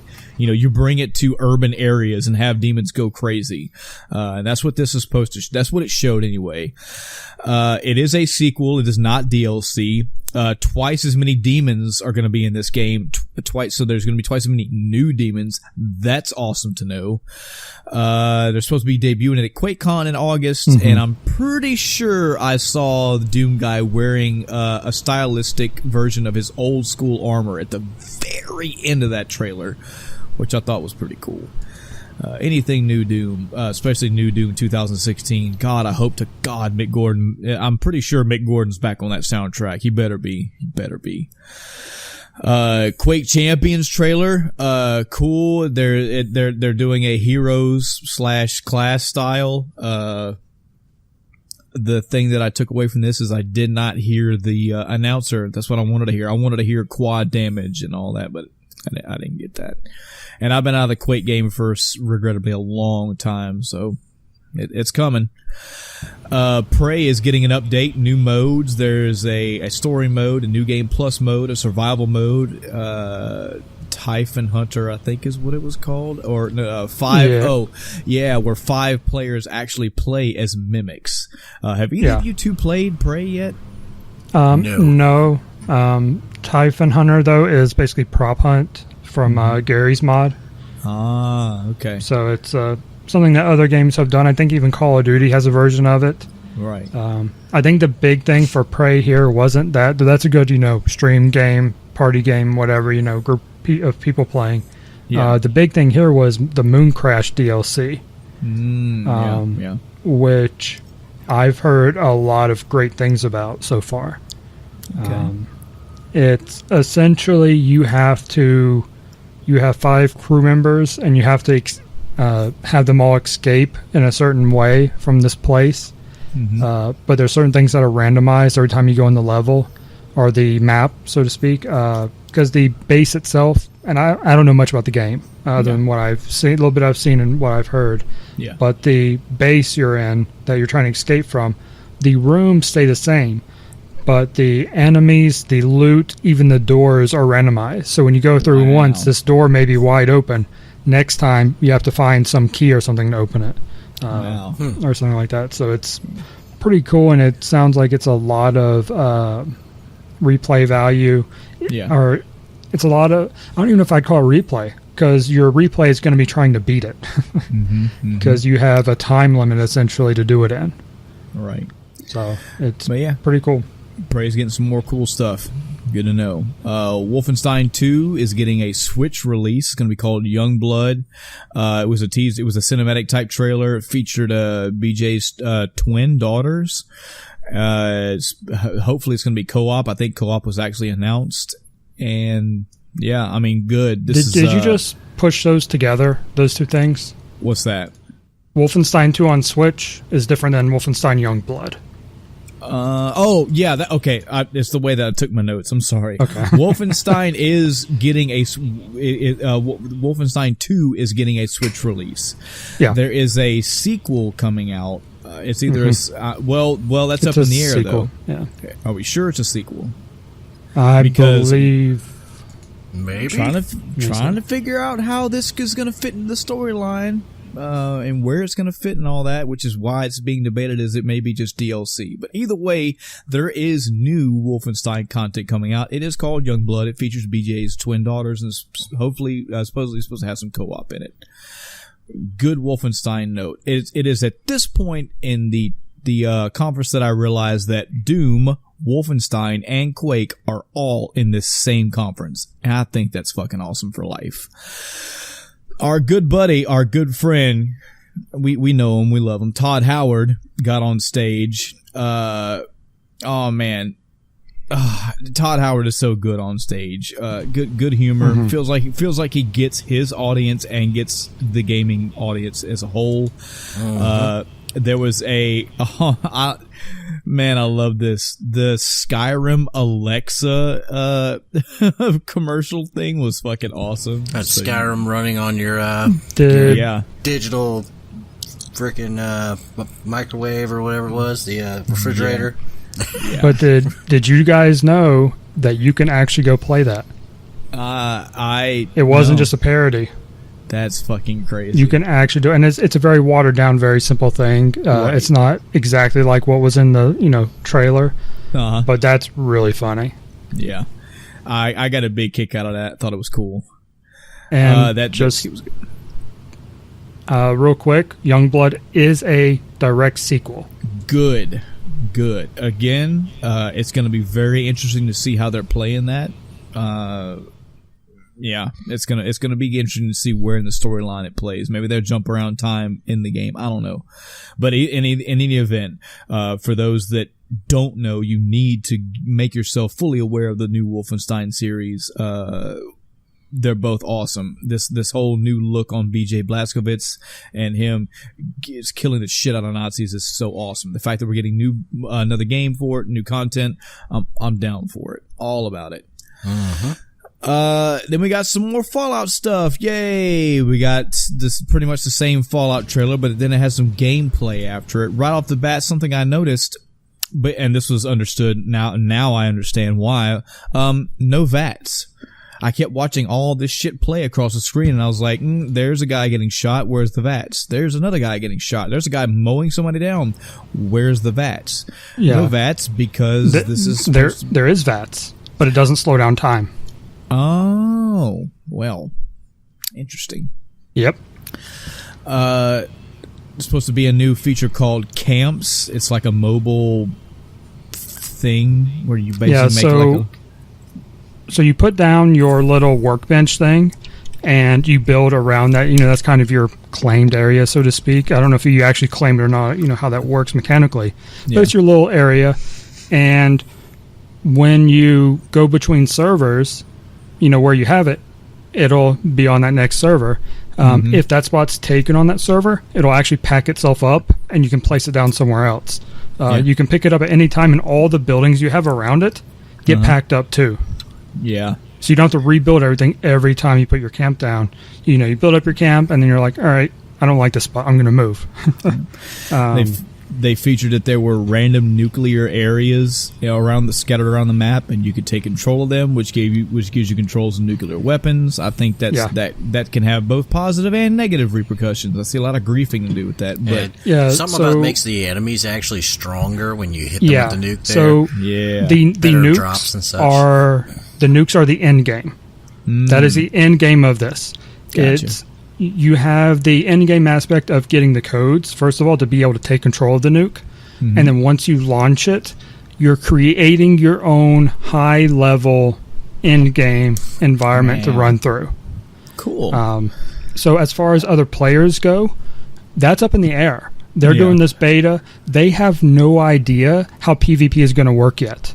Yeah. That's the whole reason they're having a beta. Not for mechanics, not for, bugs and whatnot. They need to figure out PvP. That's why they're doing a beta. He did mention that occasionally they've heard on the internet that sometimes their games do have bugs. That dude, fucking Todd Howard, man. His finger on the pulse. I love it.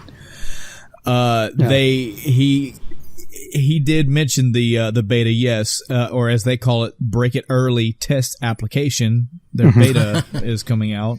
One of the collector's editions is going to come with a map that glows in the fucking dark, and they shut the lights off, and the map actually glows in the dark. I thought that was funny as fuck. That set is so expensive. Yes, I know. I looked, I was like, oh. It also comes with a power helmet, and I thought this was, even if I don't care about this, it is what it is, but I like the fact that Todd Howard was like, I wanted this in this collector's edition because this is something that I have always wanted. Like, if I was a gamer in your shoes, I would want a fucking power helmet. No. So he had it. Hey, asked me to make a power helmet. What I'm hoping is that, Fallout 4 came with the Pip-Boy. This one is coming with the power armor helmet. I'm hoping that if I buy like the next 10 Fallouts, I'll eventually be able to assemble my own suit of power armor. Yeah. And the best thing is, this is actually wearable. We've had helmets before, like the Halo 3 edition had a helmet, but it just had the games inside of it. You couldn't actually put it on. This is wearable, and the headlamp works. Yep. And it has a voice modulation, I think, on it too. Yep. I still want it, but I'm not paying that much. 14th of November. This thing's happening, so there you go, folks. Remember. Yeah. 14th of November. I'm so glad it's soon. I was a little disappointed that it wasn't coming out sooner and we were getting, a 5 announcement. But I'm okay with this. The fact that they know that this is new, and this is a big gamble for them. This is something off to the side they're doing to see how it works. It's something they want to do. I love that. It's not interrupting, as far as I know, it's not interrupting Fallout 5. This is just a side thing, and they're aware it could completely suck. Yep. So, yeah, we got to hang out with Todd Howard for a good while, and it's always good to have him on stage. He's got a good presence up there.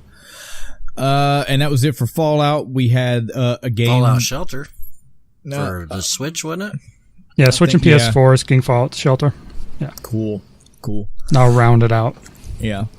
There was another game called Blades. Elder Scroll Blades. Yeah, Elder Scroll Blades. It's a mobile game, but the big key here is that it's going to be on every platform that they can possibly put it on. It's coming out in fall. It's going to be free. I put that in quotes because maybe it'll be free.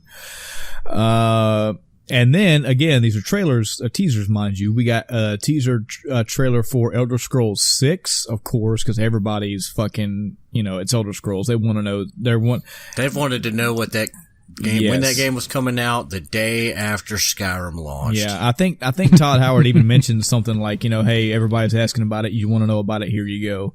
And then another little trailer for a game I think we knew about before as well, called Starfield. Again, nothing huge, nothing long. Just a they little actually showed teaser Starfield first. Right, just a little teaser trailer for it. And again, I just made another note that Doom, Quake, and Wolfenstein, the same thing. All right, Devolver Digital. This is going to be really fucking quick. I did watch this all the way through. Definitely a different tone from the one last year. For anybody that doesn't know what we're talking about, go check out Devolver Digital 2016 E3. Or don't, yeah.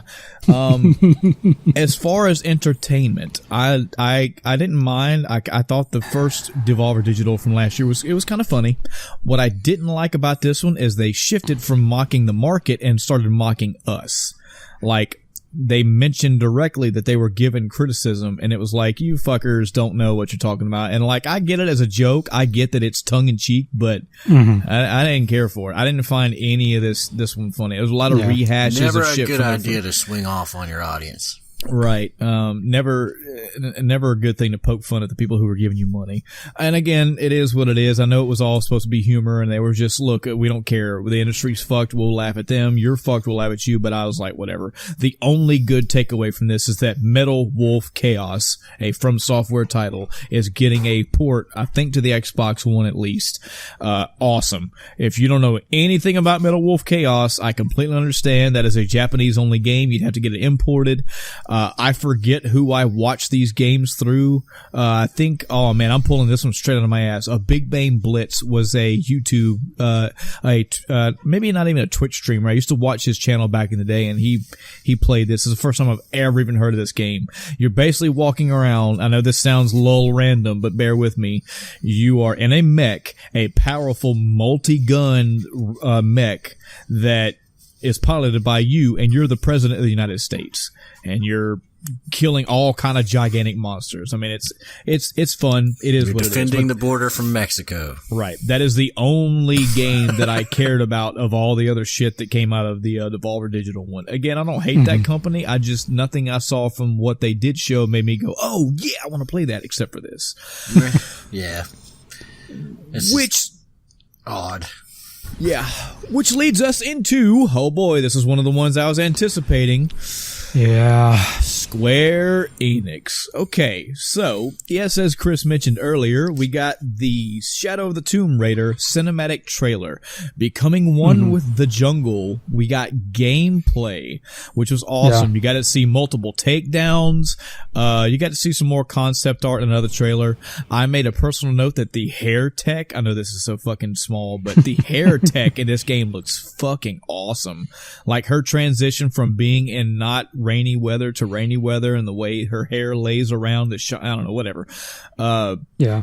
Yeah, you got to see some actual gameplay in this one. A lot of takedowns, a lot of visceral action, and yeah, I guess she's just she's a murderer now. So cool.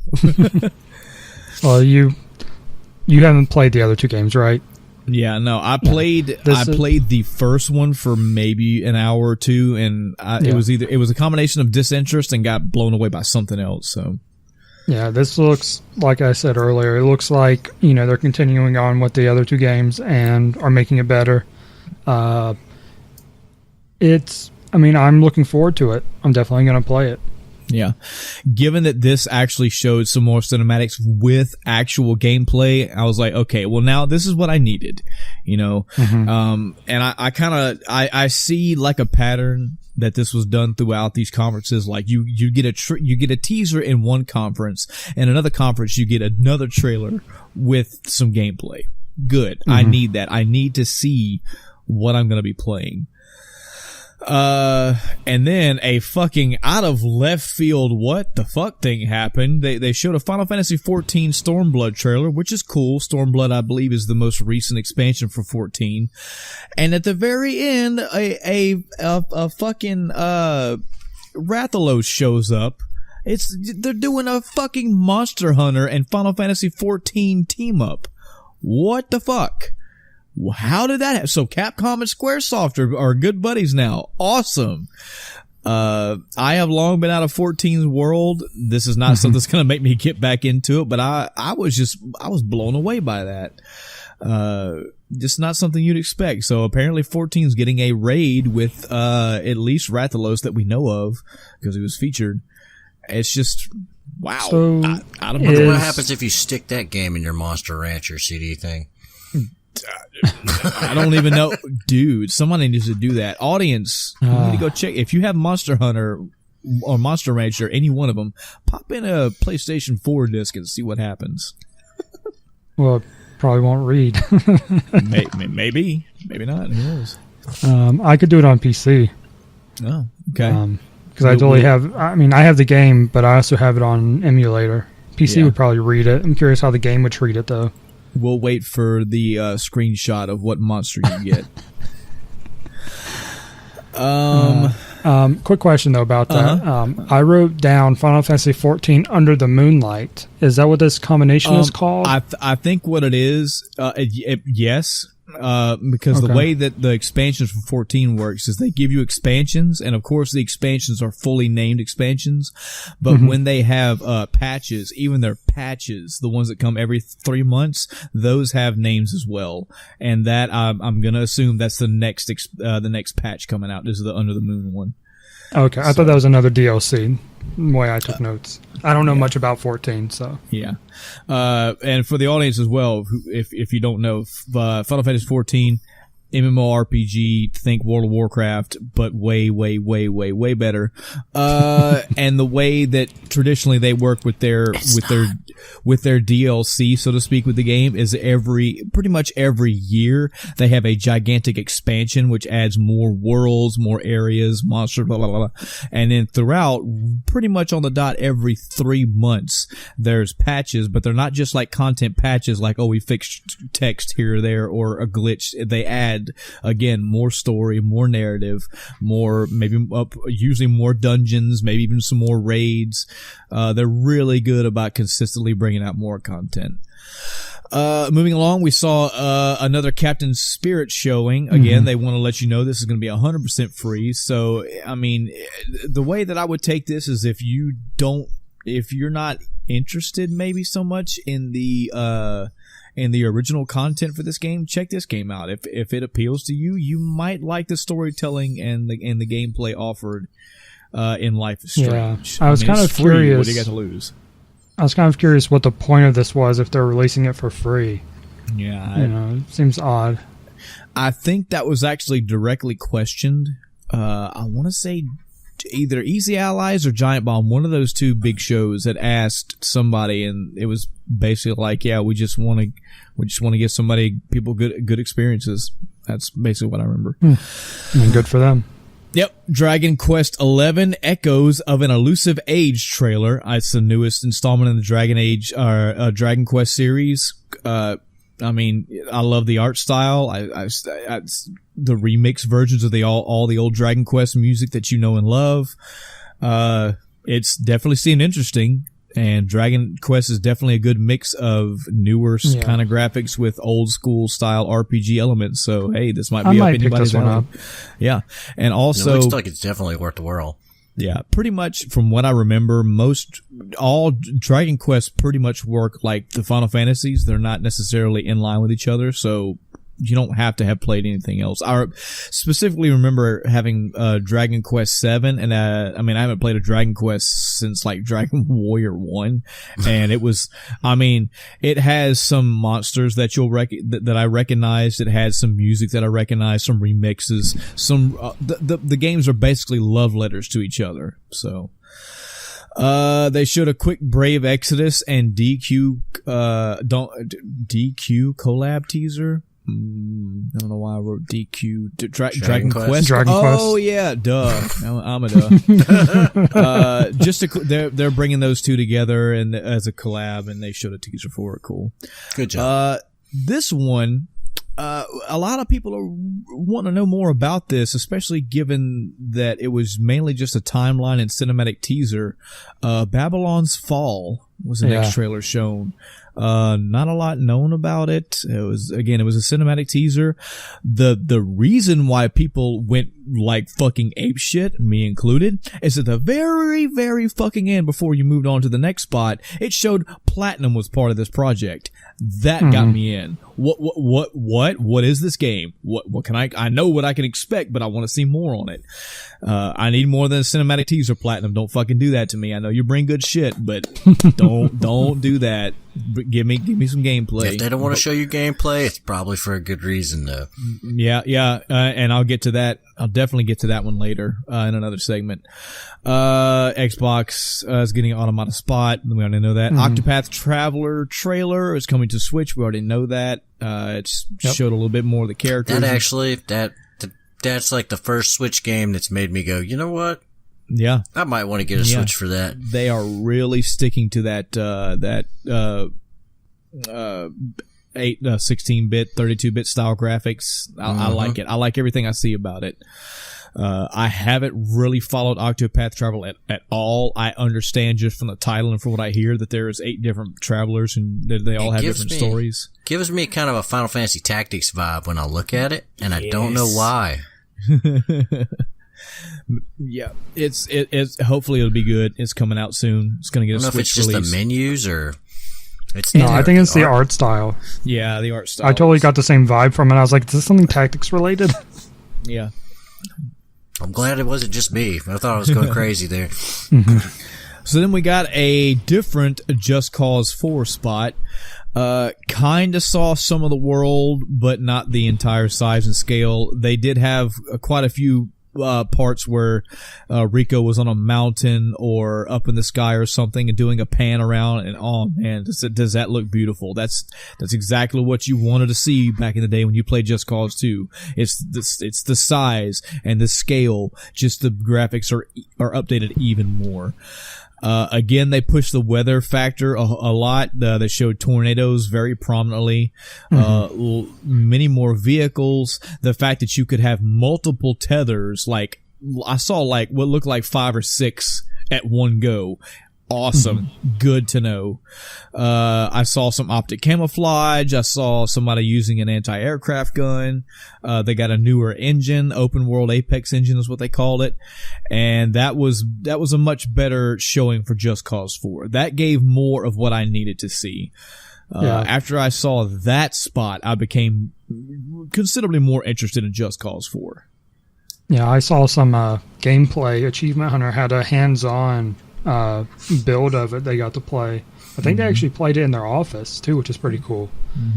But it looked Just Cause shenanigans, of course. Yeah, I can tell you now, just showing the 4 tethers or 8 20-watt tethers, that was enough. Like that's because you're gonna fuck around with that big time. I just like to see what kind of little things they come up with. The more stuff they add for you to tether. Yep. You know, like the first game had the second game really had the little tuk-tuks.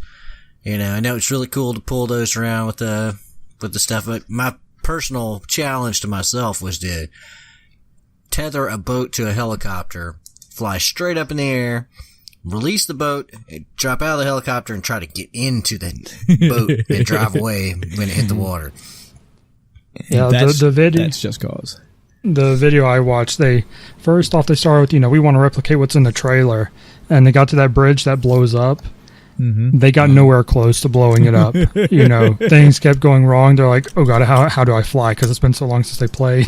Stuff like that. And then they encountered the tornado, flew into it and was going all over the place and got hit by a bus in the tornado. So it was really amusing. It looks like a lot of fun. They definitely mentioned a lot about the air having like its own physics as well. Like it's currents. The air currents exactly are going to play a factor in a lot of things you do, and that's good. Anything that you add into Just Cause to add more shit to fuck around with or be fucked with, that's when you know you're in for a good time. Yeah. Like I said, I was really glad to see all that. It made me more interested. Then we slid into a live action CGI trailer for The Quiet Man. Showed a guy coming into an alley carrying a bag. Guys, these hoodlum looking guys question him. He sets the bag down and points to his ear, meaning that, I can't hear, I'm deaf. And then went into a really quick, look like in-game engine, beat 'em up section for about 30 seconds. Yeah. And then it went back to CGI, and the trailer was over. So, okay. Yeah. This is really interesting in a what are they doing way. Right. I can't be mad at it, but at the same time, I don't know what I just saw. It's a superhero team comprised of only disabled folks. So you've got like a blind guy and like a guy that can't use his legs. Jesus. We can't take him anywhere. What I've heard after that was that kind of the whole game plays like that. That wasn't just a trailer FMV thing. That's part of the game. Well, they switched between FMV and CGI. I had immediate Bouncer vibes when I saw the beat 'em up happen, and many others did as well. But this is not the Bouncer; it's its own game. It's sure more to come, as with a lot of these trailers. It's this E3, more to come. One of the guys did you know who's? Did you know who's making that? No. Square. I mean, Square is all I know. Well, I mean, obviously, but. Okay. I was just curious. It's not on anything I've read. So. Yeah, I didn't catch a name, or if a name that was mentioned didn't catch my eye. So,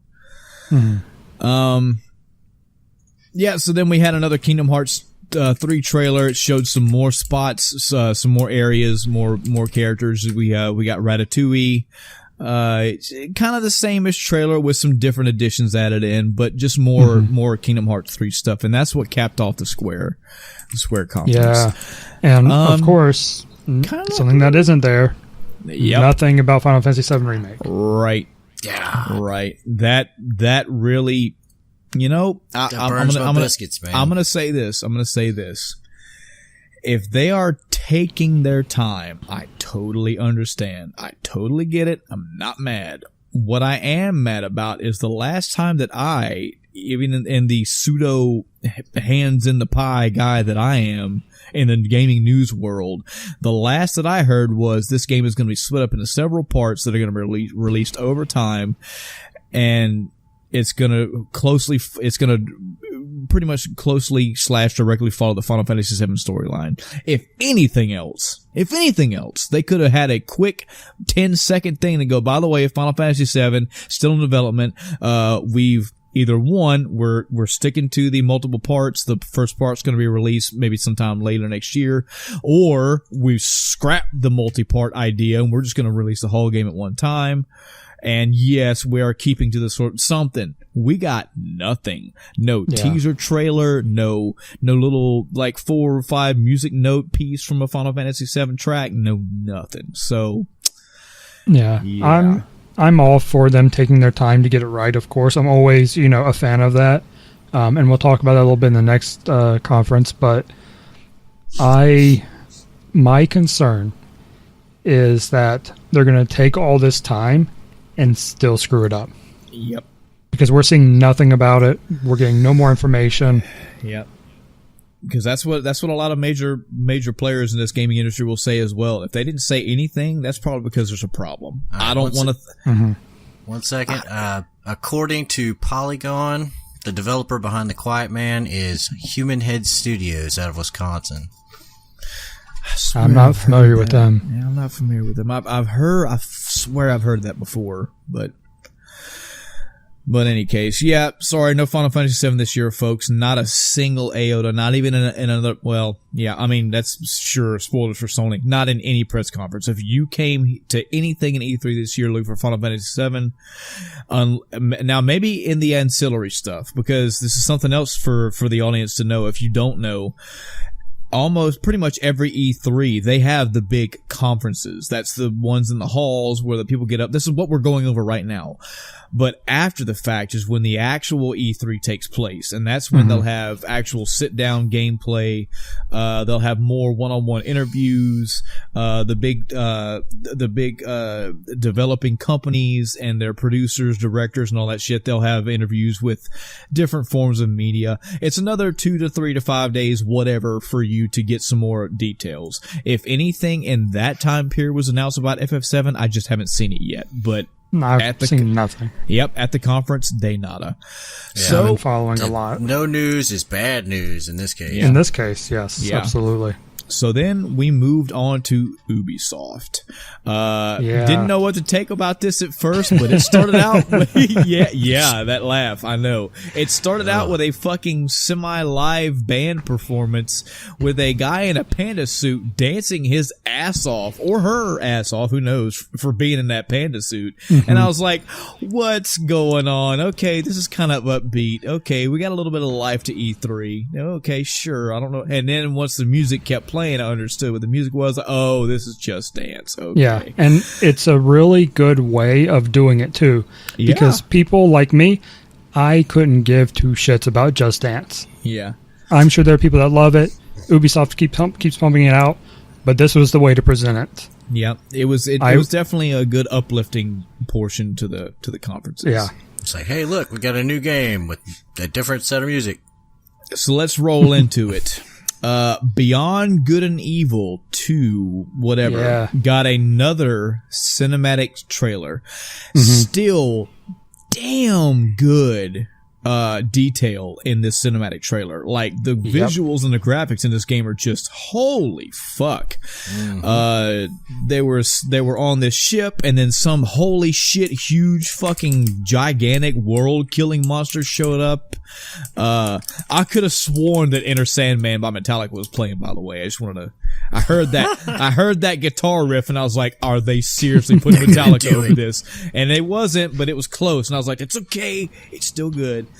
And then Jade got revealed, and then the trailer ended. So a few things. I haven't played the first one, so I can't relate to Jade, the main character. But a lot of people are saying that this is like a time paradox, because I forget why. It's odd that she's in this trailer at all. I'm going to tell you guys right now what I'm getting from Beyond Good and Evil 2. I'm beginning to believe that this is a game that has its own idea, it has its own flavor, but Beyond Good and Evil 2 is getting stuffed onto it. Because even people that have played BG&E are saying, yeah, we don't understand how this game ties to BG&E at all. Like the more that they're seeing from this game, the more they're seeing the distance. And I still haven't. Yeah, they did show a little bit of pre-alpha gameplay, which, I mean, pre-alpha, that's a hell of a title to use when I saw assets on that screen and I saw a world on that screen. But anyway, they showed like maybe 15, 20 seconds of some kind of gameplay. The trailer is beautiful. The voice acting is good. The detail in that world is awesome. But I still don't know what the fuck this game is. And again, this fucking E3 conference, they pulled the full screen away and was pulling the camera up as shit was being shown. As the pre-alpha shit was happening, the camera was being pulled up, and I was like, well, I can't see what the fuck's going on now. Let's look at the crowd. Yeah, people. I've never seen those before. Good to see some more BG&E 2 stuff, but not good that I didn't get to see anything about the game. Much about the game. Much of anything at all. And then suddenly Joseph Gordon-Levitt shows up on the screen and says, hey guys, there's player content that you can add to the game. You will be compensated for it, by the way. That was a gross oversight that they did not mention on stage, but they're not just asking people to crowdsource the game for free. If you put content in that game, you will be paid for and you will have your name recognized. And I think that's pretty cool. You know, if the world is as big as they're saying it is, that you can add a billboard or, you know, whatever. That's pretty cool. Yeah. You put the Timecast on there. Oh, I will. Rainbow Six Siege was announced. The thing that I took away from this is that Rainbow Six Siege... Well, I don't think Rainbow Six Siege was announced. It was announced that it was a documentary. Yeah, it was a documentary. They boasted 35+ million players that play this game. That's unknown to me. They say that... It's pretty big. Yeah. This is one of those games that had a kind of rough launch, but as they patched it and added more stuff for free, it got way better. So it's got a much larger following now, and I can totally believe it at this point. I played it. Because when I played it back in the day, I went into it thinking it was going to be your typical Rainbow Six game. Mm-hmm. And, oh boy, I don't know whether it's just something about, like, games that have a class mechanic to them where, like, you know, and it couldn't be that because I like Battlefield. Mm-hmm. And Battlefield's got its classes, it's got its assault, etc. But this one was just, something irked me about it because you had like 2 different weapon selections for each character and between 2 and maybe 3. Little sidearm things. I will say, I like watching high-level play of this. It is very interesting to see, you know, people that know what they're doing. It's funny. I talk about Achievement Hunter all the time. I watch them. One of their guys, Alfredo, he is a really good. He's, you know, high tier. I don't know if, you know, top tier is accurate or not. I don't know enough about the scene. But watching him play with the rest of the Achievement Hunter guys, he's doing the, you know, basically pro play stuff. All right, this. He's calling out locations. Nobody has any idea what he's talking about. Because they're not named on the map or anything. These are just locations that the, you know, high-level players know these locations. And it is a completely different game to watch. Yeah. So they mentioned in this spot here that there's 10 seasons available so far for this game, and all 10 seasons are all free in the game. They talked about their Pro League a little bit, and yeah, that was pretty cool. Pretty cool little Rainbow Six Siege spot. And then, so a guy rides in on a motorcycle, and I swear to God, I thought that was, I thought that was somebody who was dead, and I felt like an asshole for. So, some guy rides in, apparently the director or producer, whatever, of Trials, rides in on a motorcycle, has a pratfall, destroys the podium. The podium on stage, which it fits in the motif because that's the whole thing about Trials. It's all about dying 20,000 times and having a hilarious death about it. They brought a guy out they showed the new Trials trailer. They brought out a guy that pretty much made a Trials training university. Talked about the community members had helped to develop this new game, developed all the tutorial and the training.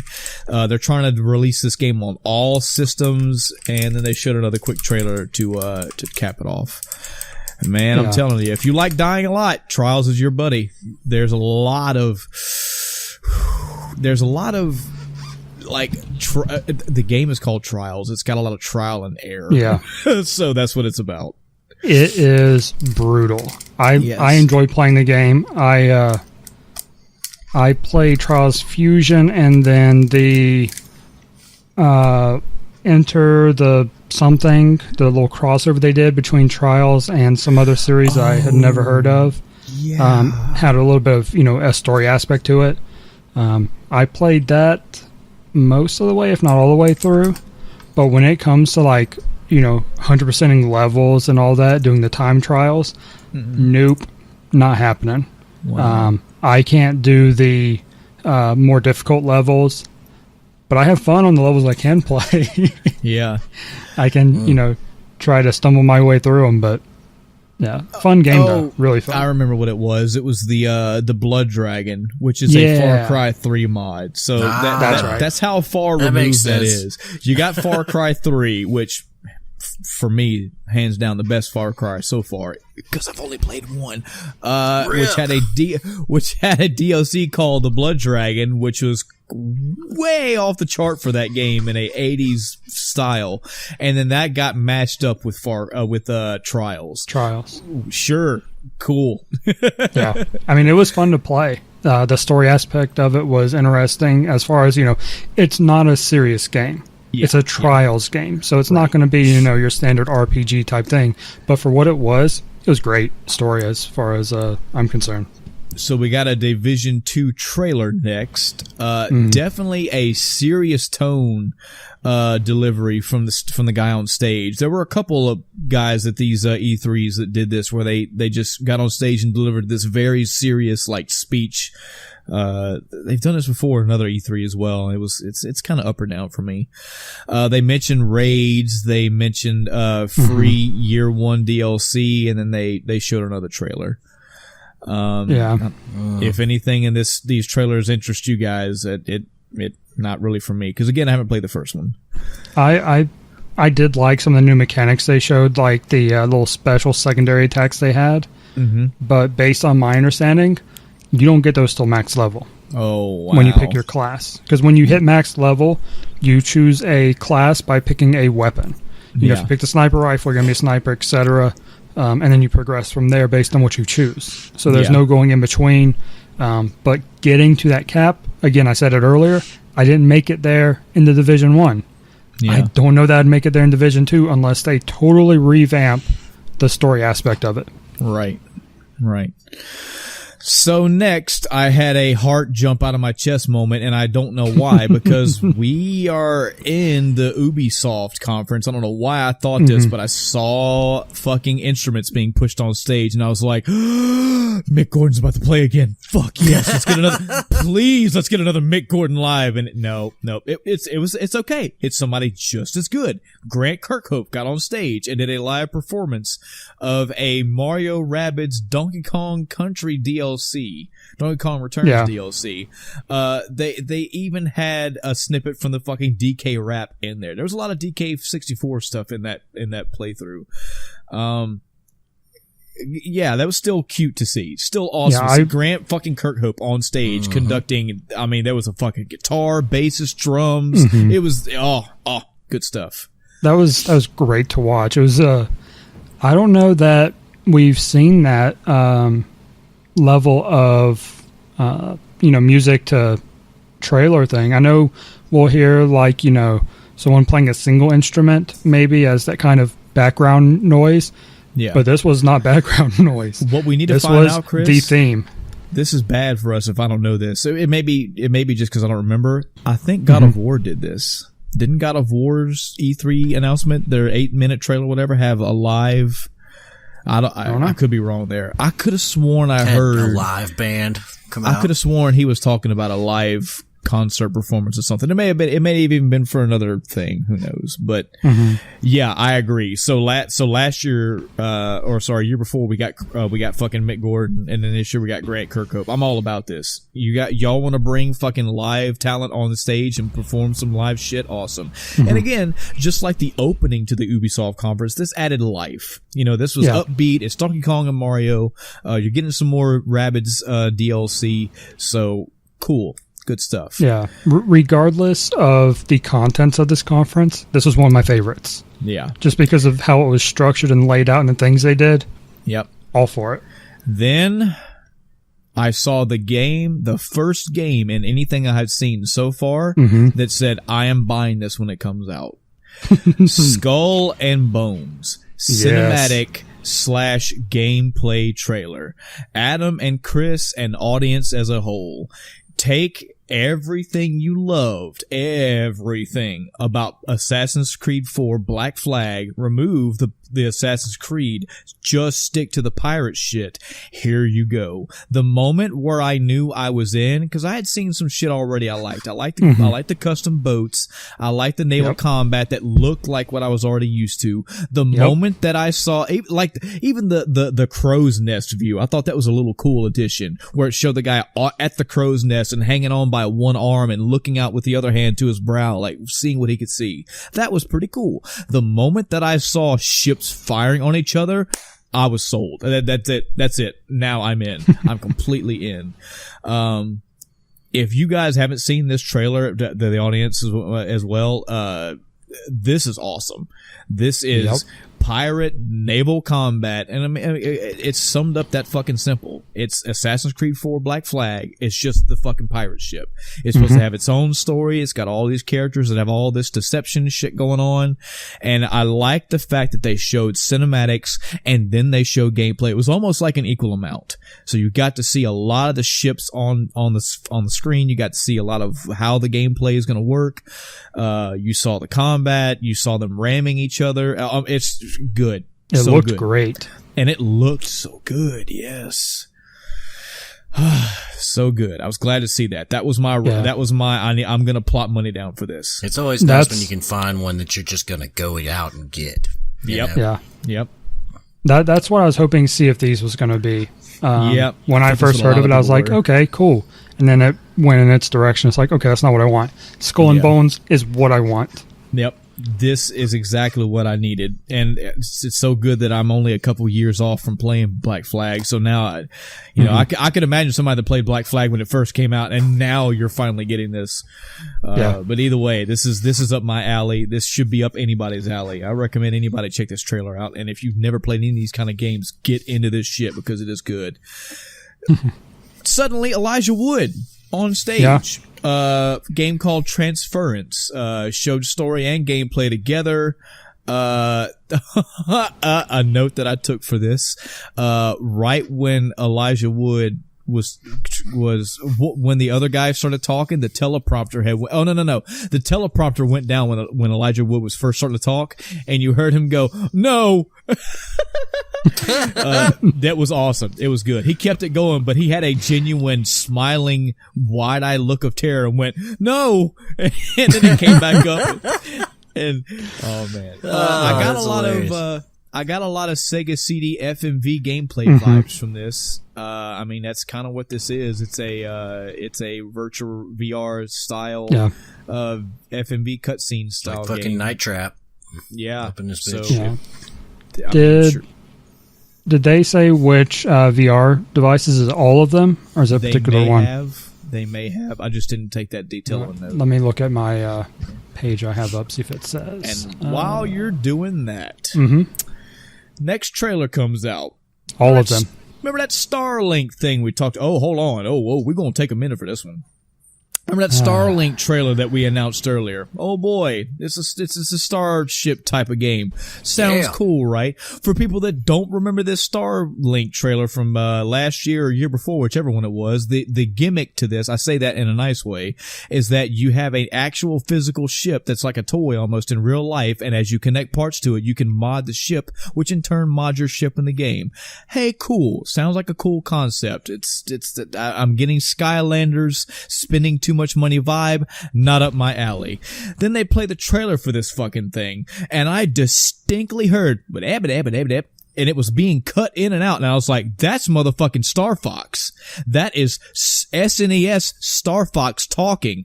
And then who the fuck shows on screen but Star Fox?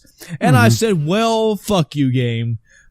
Fuck, because here I am, last episode. No, fuck both of you for laughing, damn it. Because last episode, what did I say? Well, we're getting a Star Fox racing game, guys, but I'm just being entitled. Yep. I want the Star Fox game that I want. I want a game that's just Star Fox out in the universe blasting things. Guess what, guys? We're getting a game that has Star Fox in it where he's nothing but out. It's a fucking toy game. Yeah, that's right. Suck on that. Yeah. All right, Michael. So October 16th, which system are you going to buy it on? So Miyamoto was in the audience, and that was really cool. He was gifted an R-Wing, even though he does not speak a lick of English. I'm sure they, practice it ahead of time, blah, blah, blah. The R-Wing will be exclusive to the Switch version, of course. Yeah. Oh, that's right. So my question's moot. You're going to get on Switch, okay. Oh, my God. You ain't getting it. I am not, man. I'm not going to say whether I will or not. I don't see myself getting this game and doing the whole toy shit just so. This is still not what I want. I'm sorry. I'm just going to be that guy. This is that one when they're going to keep giving it to you, but one thing. They're just going to fuck with one thing. Just fuck it up for you. This is what you wanted, right? Fuck you. You didn't want us to fuck with the controller, right? So we didn't fuck with the controller this time. I actually thought that this was a different trailer because I glanced away for a moment, come back, and I see Star Fox on the screen. I'm like, oh man. And I kept watching and it cut back to the Starlink, and I was like, oh. When I heard that distorted, like I knew what that was. They tried to cover it up a little bit. They tried to distort it, but I was like, I know it. I heard Star Fox, and I was right. I just wish I wasn't. For Honor got a free starter edition coming out on July 11th through the 18th. So, June 11th through the 18th. June so 11th. if you've never played For Honor and you want to get involved in that shit, you can play it for free. There's a free version, starter edition, going to be out June 11th through the 18th of 2018. The new content's called on Uplay. Right, on Uplay. Marching Fire is the new content coming out for that game. It got a cinematic trailer. The cool addition to this is there is Chinese mythology and Chinese air combatants coming into this game, which is pretty cool. They're also getting a new 4v4 mode and a castle siege mode, so that's pretty cool. The cool thing to take away from this is it's just the fact that they have Chinese warriors coming in because, well, now we know. Now they can put whatever. They can put Roman Greek. They can put Japanese. They already had samurai fighting Vikings. Yeah. So samurai. They can add more. They can keep going. Hey, put Gundams in there. Sure. The Crew 2, you can preload that game now for the open. You can preload the open beta. That's all I took for that. Is it open beta now? I totally missed that part of it. I don't know if it's open beta now. I know that you can preload something. I think you can preload the open beta now. And then I think it was if you pre-order, you get access to the beta or a chance. Okay, so June 21st is the open beta. Yeah. The game actually comes out on the 29th, so you get a week of an open beta. That's odd. Right. Yeah, that was also something weird. Like, it's just 1 week? Okay. I'll probably play it. They're just trying to build hype for the game, man. Yeah. And then capping everything off for this press conference, we had Assassin's Creed Odyssey. Yeah. This is going to be Chris's turn right here. Odyssey. Yeah, you won't have to wait for Skull and Bones. So you've got a Greek setting. They had some more features that were mentioned. They showed a quick gameplay session, and then they capped it off with a little bit of the fantasy stuff, like Origins did with their gods. They had a Minotaur at the end of this one. A little quick teaser for it. Chris, what's your hype on this, man? I'm hype. I'm ready. I'm excited. I want this. We were talking before about, whether a year would be enough time or if they learned their lessons from Origins, in that break they had. They totally did. This looks to be... Origins was a good game. It looks to be good like Origins with Black Flag thrown in. Yeah. They didn't really show this on that trailer, but, follow-up E3 stuff. There are pretty much all the Black Flag stuff. There's a huge sea for you to explore. There are the naval battles. There are the biggest thing about the naval combat and ship stuff, something I think you'll like, is you actually will have crews to manage. Thank God. That is so good to know. You can hire people, I guess, or manage. I don't know how it works, but you have a crew that you manage. So just making it even bigger, looking at the root of it, we didn't see anything assassin related at all. We saw Greek, but no Like, yeah. There was nothing like assassinating. No about cloaks, no arm blades, no daggers, no cloaks, group of daggers. people saying exactly. that phrase of, we do what we want. Yeah. Whatever that, I don't know. So this is where the confusion comes in, because it's been said is a direct sequel to Origins. Now, at the end of Origins, they were sailing to Greece, which makes sense with the setting of this game. However, the character you play in this game is a mercenary. It's a Spartan that was kicked out or whatever, left, became a mercenary. Mm-hmm. You choose whether you want to play as the male or female version. I think as far as that goes, the game's the same. You just pick a character, basically your model. Yeah. You have the Blade of Leonidas, mm-hmm. which is the blade they showed in the trailer. Yeah. And that's a big part of it.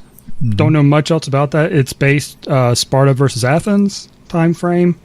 It has dialogue choices that impact the story. Multiple endings. I don't know. I don't know what to think about the story aspect of this game yet, because based on what we've seen, mechanically, gameplay wise, I think it's going to be awesome, solid. Curious about the story. Yeah. That's going to be a big thing, and I mean, if anything, it's gonna have to be seen how much Assassin's Creed shit they put into. But for the people that care about the whole overarching Assassin's Creed shit, they're just going through the ages, man. They're just this shit. They are going through that. Just like I said about For Honor, they're going through. You're gonna see a lot more shit, and it's gonna be interesting to see how and why all this is taking place in this era. What does the Greek era have to say about Assassin's Creed stuff? You know? Maybe my thought is that this mercenary character you play meets the character from Origin that sailed across the sea, and that's the start of this Greek branch of the assassins. You start off as this mercenary, kind of like in the other game. You start off as whatever. You're not an assassin at the start. You're just some pirate, or you're this guy. Not every assassin grew up as an assassin. So that seems like this is going to be one of those, especially since this is the origin of the assassins. That was Assassin's Creed Origins. This is still very early. There's no established history. Mm-hmm. So I think it's going to be interesting how they do it. Yep. And that capped off that press conference, which moves us into, let's talk about PC gaming for just a quick second. So I want to get a poll from you guys how we want to do this, because just for the audience that don't know, the PC Gaming Show boasted they've been doing this for over 4 years at E3. Cool. They have over 30 games in 90 minutes. This press conference was almost 2 hours long, and they do have over 30 games. And unfortunately, our time's running kind of thin. So I say that we just go through here. If there's any particular game you want to talk about really quick, we can do it, but I just don't see us being able to go through. I have 2.5 pages of notes for these games. Some that I know, like Adam, I know you'll probably want to talk about Star Citizen had a cinematic trailer in this one. I don't know how much of this. Did you watch the PC Gaming Show, Adam? I watched the Cliff Notes version. I didn't watch it as it was going on. I kind of wanted. I wish you had, because I wanted to know. But for those that don't know, Adam has his nose all the way in Star Citizen. He is deep in this game, because this is an ongoing game, because this is a supremely long development cycle, and also a wide open development cycle. So the company as a whole they do press conferences, they do live chats, they have forums where they accept feedback and everything. They did show a cinematic trailer at this PC gaming conference, and I kind of wanted to know your thoughts on it if you had seen it. But I will tell you right now, touches on the mining, all the new patch. Yeah, right. Yeah. And they've got a whole bunch of new stuff they've been adding. They've been going through and redoing they wanted to get the AI out in this next upcoming patch, but it looks like they're going to have to wait for the next one. Wow. Like there was something buggy about it. They're still working on the actual in-game interface for buying your ships and maintaining them. They're taking a lot of feedback. If you looked at the first one, it was really, really horrible. Yeah. They were like, oh, we're going to go with this weird, the only way I can describe it is, you remember, what was that Tom Cruise movie where they did future crimes? My brain. Minority Report. Minority Report. All right, you remember how the computers worked in Minority Report? Yes. That's how they wanted the computers to work in Star Citizen. Damn. But it was just horrible. It was fucking horrible. Let me take a quick moment. I know Adam could describe this way better than me, but for those that don't know, if you saw this PC gaming conference and you saw Star Citizen and went, okay, next thing, this game is going to be huge. Okay, it's kind of staggering and it would take almost 3 podcasts worth of just Adam talking to explain the scale and scope and size that this game is trying to be. This is trying to be a universal simulator with limitless fucking bounds of what you are allowed to do, what you can do.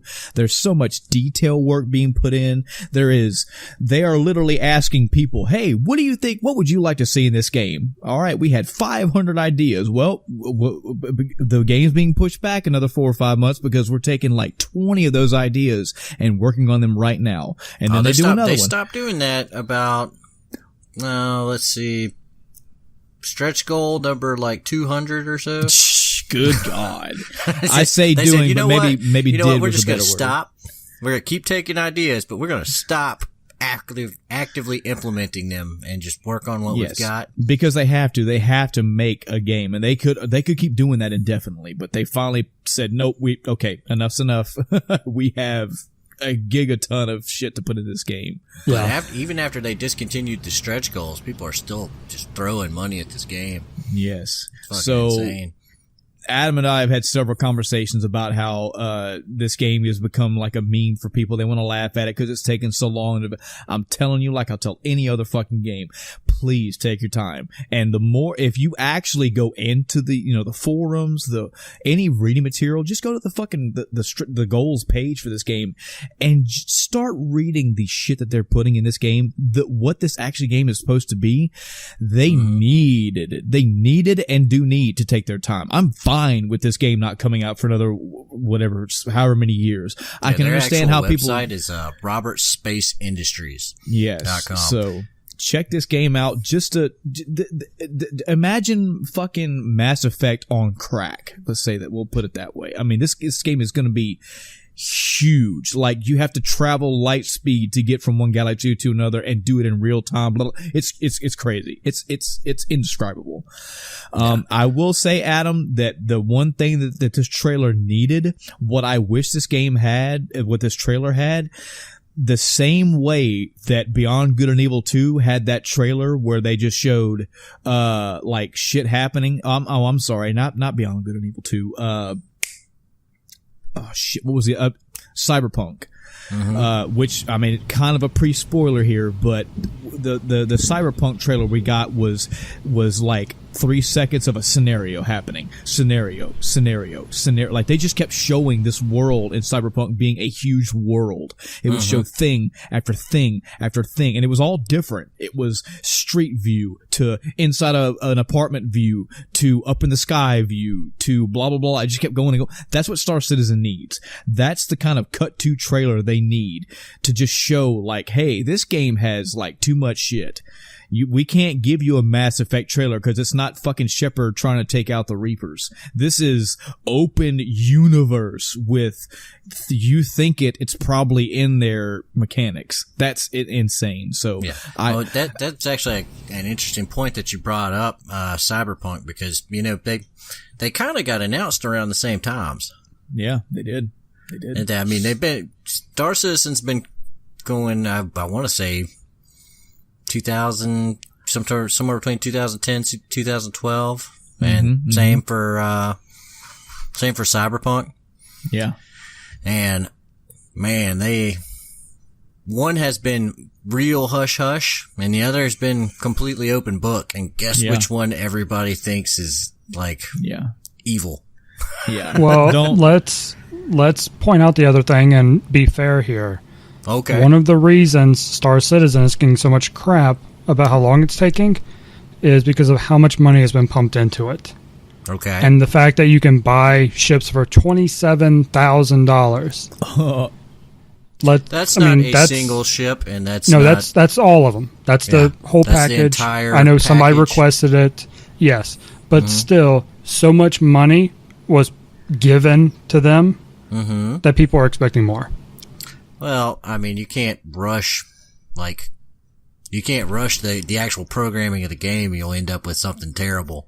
It's good that money's being thrown at it, but yeah, you can't. I don't believe that. I mean, if you ever see the game has three separate studios that work on it around the clock. The sun never sets on development of this game. One studio ends, they pass it off to another studio on the other side of the world. They work on it for another 8 hours, then they kick what they worked on over to another, and they've been doing this for 5 years. Yeah, while they stood up a studio from some guy with a webcam to this company of, I think, hundreds now of employees. So, I think when you look at any game that adds something new, like take a fighting game that puts a new character in. Take Killer Instinct. You know, they had a DLC pack. It came with like 4 new characters. That looks cool to me and you. When Killer Instinct was released on this year, and then, you know, a year and a half later, I'm just shitballing numbers. 4 new characters came out. That may seem like awesome, and it goes in one ear and out the other. That requires a fuck ton of work. That's a lot of balancing. That's a lot of modeling, character interactions that you don't have. Like hands have to meet up, feet have to meet up, blah blah blah blah. Like all this shit involved. This game, Star Citizen, has universal scale shit that they took. They just a new idea came to the table, and they said, "Yeah, sure, let's add this new type of vehicle." All right. Well, now we have to make that vehicle interact across, of the 500 planets, we got to interact with like 15, has to interact with their physics properly, has to interact with the lighting properly, so it's fine. Not only that, but they've been finding out stuff while they've been in alpha.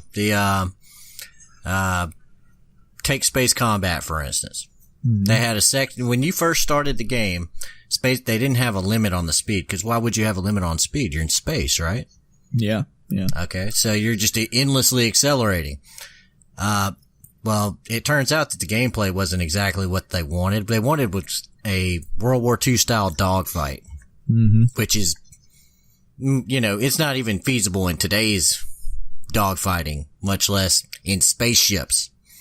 But to counter that, what they did is say, okay, well, here's your combat speed, and here's your traveling, within a solar system speed, and then here's your jump drive. So you have 3 separate speeds that you travel at in this game, in ships.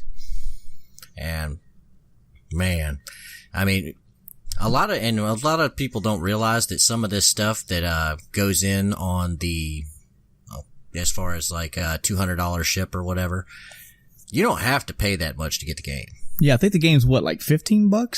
Something like that? It's not much at all to just get the game. So really the idea is, I think the cheapest bundle that comes with a ship is $30, which is half the price of a normal game. So really what you have is some rich guy that said, yeah, I've got $27,000 and I fucking love this game. I've got money coming out the ass. Here you go. I'll support you. That's cool. And it's also, some of that money goes to standing, like buying physical property, like the computers they're using to code it with, and the buildings that the coders are, working in, and then paying the coders. Chris, don't you put this in my head, man. Don't make me think this. Don't make me think that this game just gets de-announced 5 years from now. It's like, yeah, we got all your money. $175 million. Oh, yep. $175 million. How much did it cost to make like a single summer movie? We'll see. I've got high hopes for it. If this thing is if you could completely interact with the summer movie. Yeah. If this game is a 10th of what they are proposing it's supposed to be, of what it's the size and all that, what the actual game is supposed to be, I'll pay $60. Oh, they've got the I mean, you can go on the website and check out. They've got a completely separate thing, which is probably not going towards that total you see. Mm-hmm. It may be. I don't know how they're actually doing their math, but they have a subscription system right now for people that want to get little stupid things in game, like hangers and special suits and, just weird stuff like that. And they also take those subscription fees. It's a monthly subscription fee, and they use that to produce actual content for the game. So people like Chris Roberts and, the lead designers and all that, they actually sit there and answer questions. If you go and look, they've got a couple different shows around the verse. One for the chairman, was it Bug Smashers or something like that? And they basically just go through the game and say, hey, look, this is what's going on. Here's your question. Here's the answer. Do you plan on doing this? No. This is why. Yes, this is why. That's pretty cool. And so they sit there taking time out of the actual development to go, hey, look, this is what's going on. This is why it's wide open. Yep. We gotta move. Oh, we gotta move. Go ahead. It's fine. It's fine. We'll definitely give Star Citizen its due just cause whatever. We'll talk about it more another day. Right now, we definitely got to keep discussion going. right now. I do have a question for you, Chris. What if Mighty Number 9 costs $175 million and that's still the game you got? I would have the same fucking mentality right now because the money's spent on that. Anyway. Let's see. What other game I want to talk about real quick? The trailers, buddy. Yeah, sure. I'm sorry, wrong one. I've lost my fucking place. That's right. Hitman 2. Hitman 2 was shown. Apparently, a lot of people are talking really good things about Hitman 2, and they say if you haven't played the Hitman remake from a couple years ago, play it. It's really good. I should do that since I look like the motherfucker. I haven't played the first one. I've watched a lot of gameplay, and Achievement Hunter, they do a lot of Hitman stuff. They actually went on site to the studio and did some Hitman 2 recording. I think there's some stuff for E3, and then there was some stuff aside from E3. Right. It looks fun. I mean, it looks more Hitman. It was interesting because I guess there's a mode you can play where you're not even playing as Hitman. So that's interesting. Did you play any of the earlier ones? No, I haven't played a single Hitman ever. Wow. Yeah, I know. And I've heard that, okay, well, if that's the case for you, you are perfect for playing the Hitman remake from a couple of years ago. So you don't need to see any of the games or follow any of the story to be able to tell what's going on, because usually they just drop you straight into a mission. Right. And the only other thing that I saw in here that was just worth mentioning, again, guys, I hate rushing through the PC gaming show, but it was like an hour and 45, and they did. I will say this for the show itself.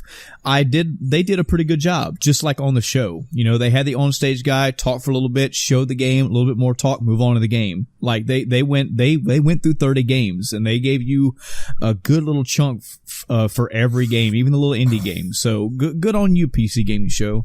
Yeah. They mentioned a $9,000 Predator laptop that was sold out and has to be shipped in a Pelican briefcase. Yeah. And they were mentioning like where you can buy it when it comes back in stock, like Amazon or whatnot. I just put that down as one of the 40 notes because what? Okay. It was like a 22-inch curved screen. Yeah. Crazy. Comes with your own ship in Star Citizen. Go ahead. The couple big things for PC, Anno 1880. That whole series is basically, SimCity type, City Skylines, along those lines. Mm-hmm. But the Anno series is trumpeted as being one of the better ones. Yeah. I've never played one. It's got civ building, economy management, and naval warfare. Wow. Yeah. It's good there's someone stepping up to fill that role after SimCity kind of bombed a little bit. Yeah. Yeah. I have Anno 2020, I think it is, something like that. On Steam, I haven't played it yet, but after hearing 1880 announced last year and people talking about how good they're hoping it will be, or based on what the other games are, it's on my short list of games to play. Yeah. So it should be good. One that's already out as of now is Jurassic World Evolution. Oh yeah. They talked about that a little bit. This was the fucking what is his name? Jeff Goldblum talked over the whole thing. Yeah. It's basically park simulator but with dinosaurs. I've actually been playing that, and it's not bad. Occasionally, the employees get eaten or go missing. God, I hope so. I'll talk about it a little bit more next week. When we're not talking E3, but right. My current, final thought on it is, it's fun, but probably not $60 fun. Okay. So it's a little rough there. Personally, I'm okay with it, but I've seen a lot of criticism about how it's not a $60 game. Yeah. They are going to be pushing out, patches and stuff to add some more features. I think they actually announced it as DLC. They're going to be adding to fix some of the issues people are complaining about, and it's going to be free. So good on them. If they do that, it'll be, even more worth it. Cool. But, think about that before you jump into it. Maybe you want to wait for a sale. Yeah. I don't know. I've always been kind of apprehensive about any kind of licensed title. I don't know if that's just a stigma. I know. I feel you, man. There's up and downs about it, man. and that's totally what, a lot of people think the issue here is that they had a kind of firm release date, with the new movie, and they wanted it out now to coincide with that movie release. So they're on a short timeline. They couldn't get everything in it they wanted to get in. But now that it's out, they can add this DLC to fix issues, add a little bit more content to it, and make it better. Only other few things I have on here, and again, I apologize, everybody. You feel free on your own. Just go check out the PC gaming show for 2018. They talk about a lot of games. They did show another Just Cause 4 spot, and just seeing this in PC style, they showed more of the environments, more of the weather, a lot of from the sky shots. I loved seeing those. A lot of the physics-based aerodynamics they talked about. And also there's another Telltale game coming out, another Walking Dead. The final season is coming out. So if you're interested in that, there you go. Also a quick funny little note, the section that had the two doctors on stage talking about whatever that doctor game was. Yeah. 2 Point Hospital. Yes, and the mic fucked up, and you heard people in the back going, "Why is this mic on? Why is this mic on?" And they, so one of the quote unquote doctors had to talk into the host's microphone, like day 9, give him a hug. They kept going though. It was just funny to actually hear. You heard the crew a lot during this E3. You heard people. I think it was Ubisoft. So one of the conferences, they went off stage and they kept the hot mics on, and you heard them say, "We nailed it," and it cut off. Yeah. So, but that's cool. That's cute. Just showing excitement for what they were doing. Yeah. But that. Unless y'all got anything else for PC game, we're moving on to the last two. I totally want to play the hospital game. 2 Point Hospital. It looks funny. I agree with you, and I suggest this to you, Adam, as well. So when I saw this, I didn't understand it right off the bat until they started playing it and describing it. It's doctor, but it's so fucking retarded. It's like doctor, hey, we're gonna give you a fucking heart transplant, and the guy just reaches in and pulls your heart out and puts another heart in, shit like that. It's a parody doctor game. The unibrows coming off people's heads and then infecting the infestation. God. Okay. I was like, okay, as a cute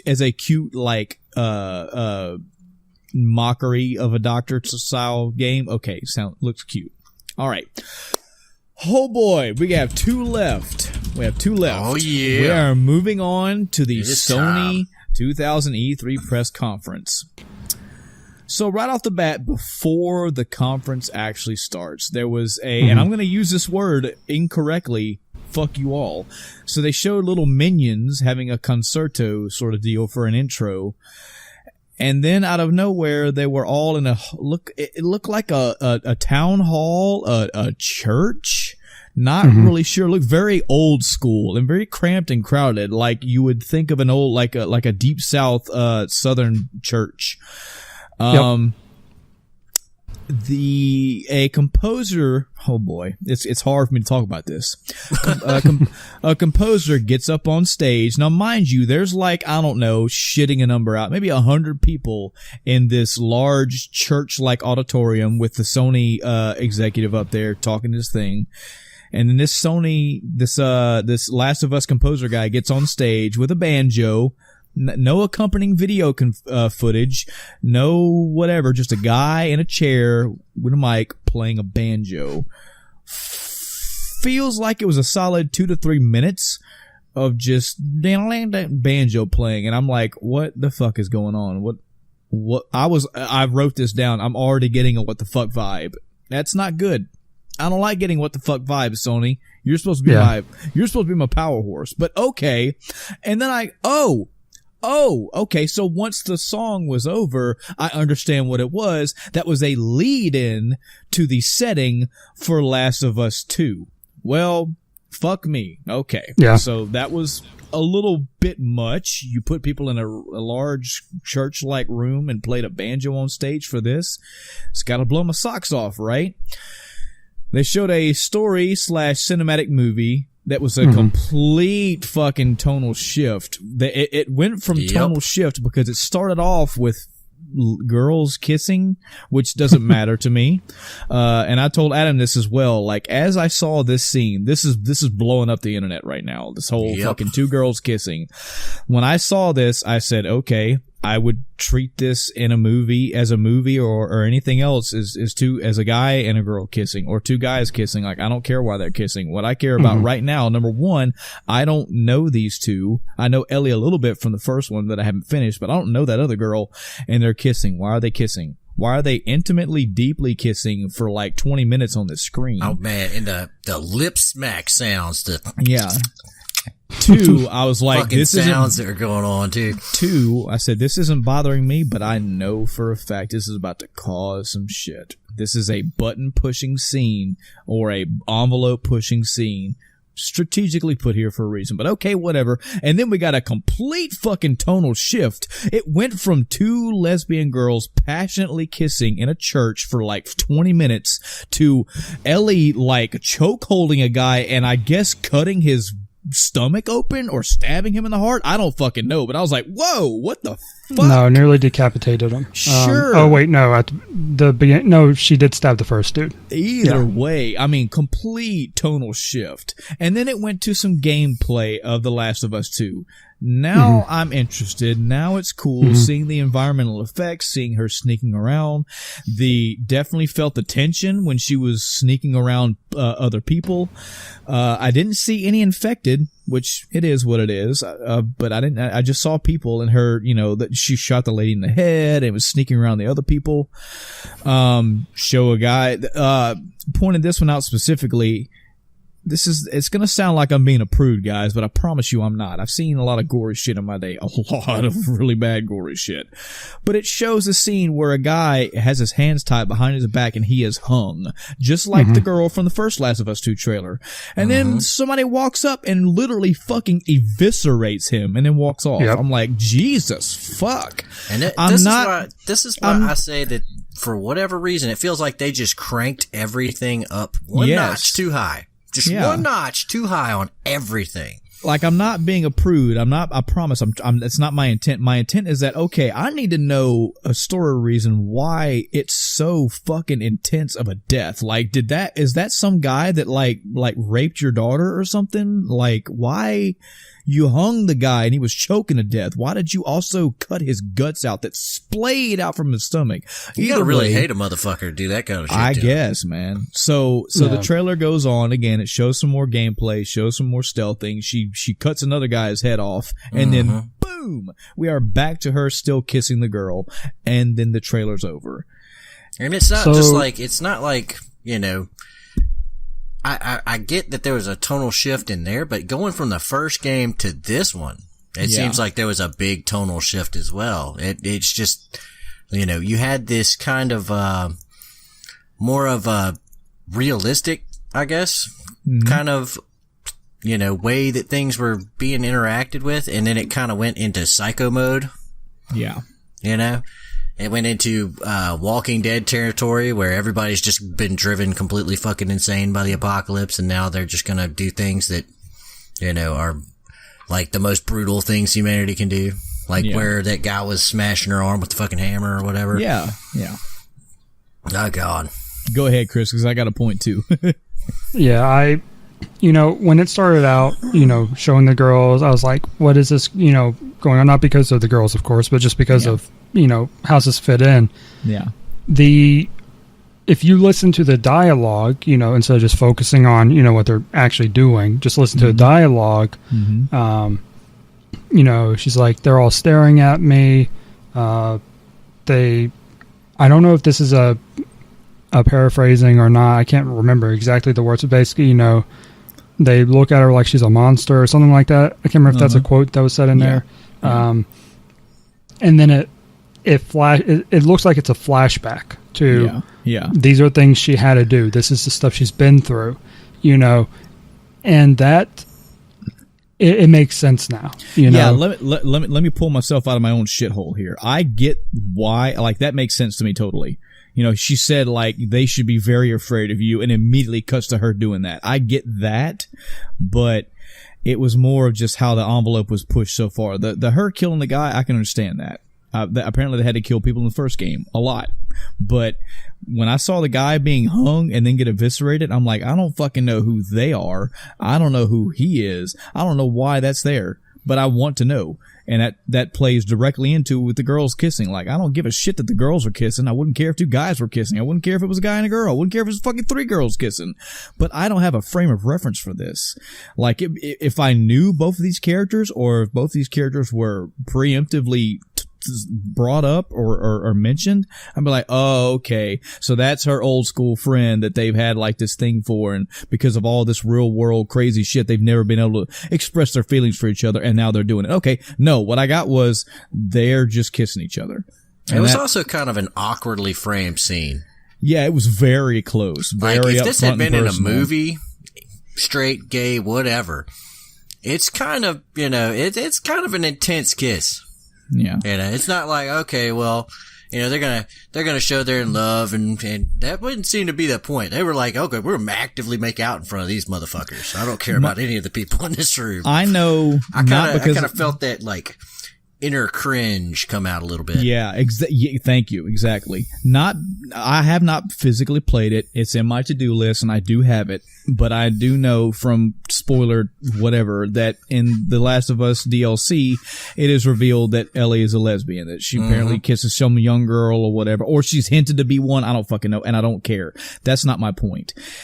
If I'm looking at a trailer for The Last of Us 2, I could have done without the former and the latter and had perfectly fine. You would have given me what I need to see from The Last of Us 2 by showing her fucking choking that dude out and killing it. I still would have questioned about the hanging and the eviscerating, but her sneaking around and doing all the shit that people know that she does in the first Last of Us 2 with upgraded graphics and more mechanics, cool. The girls kissing, I'm like, I don't get it. I think that earlier you hit it right on the fucking head when you said this. They may have had a ulterior motive in making the trailer this way. Yeah, maybe where they showed the more I don't know, B-movie-ish kind of gore / whatever. I'll tell you this, I don't expect that from this company because they've done good work, but if they did this just to create buzz, which, hey guys, we're talking about it. Yeah, obviously they did it. That's come on, man. This is E3. You ain't got to do that. Show me your game. I mean, the game was already building its own hype, Yeah. On the other side of this, think of it as, and this is just something I just thought of, think of it as not getting buzz to build hype, but building buzz to get this out of the way now, as opposed to when the game comes out. Good point.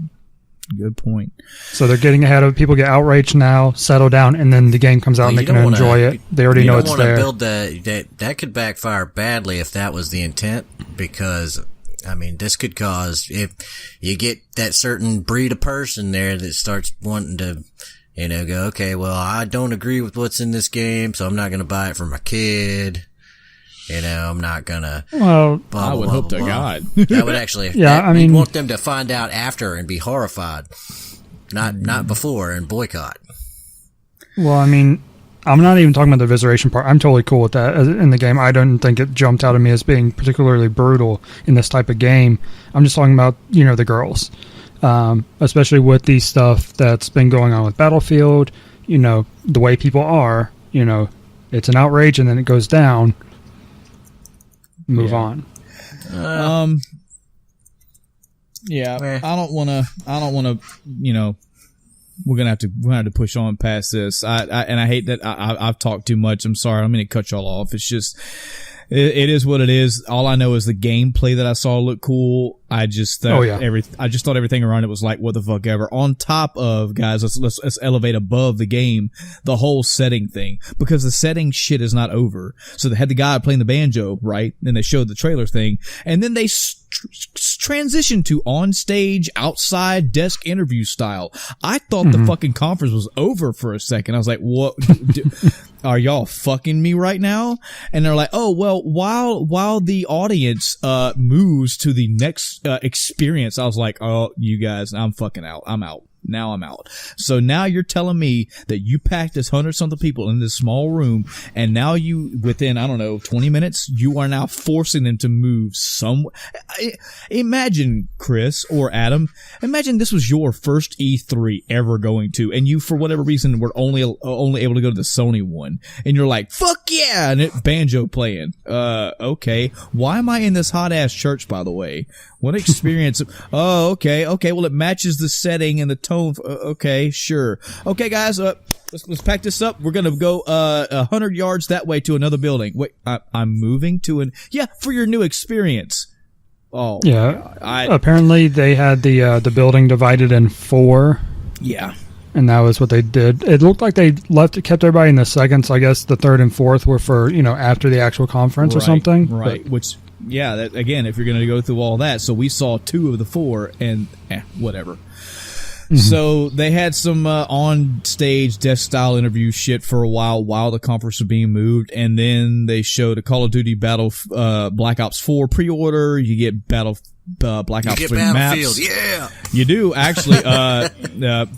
Probably gonna hate me for this, but I don't really give a damn. Battlefield Black Ops 3 was free on PlayStation Plus, so I went ahead and downloaded that. So sure, I got a free game. Whatever. Is it bad? I'm sure, but whatever. I got it for free. I don't care.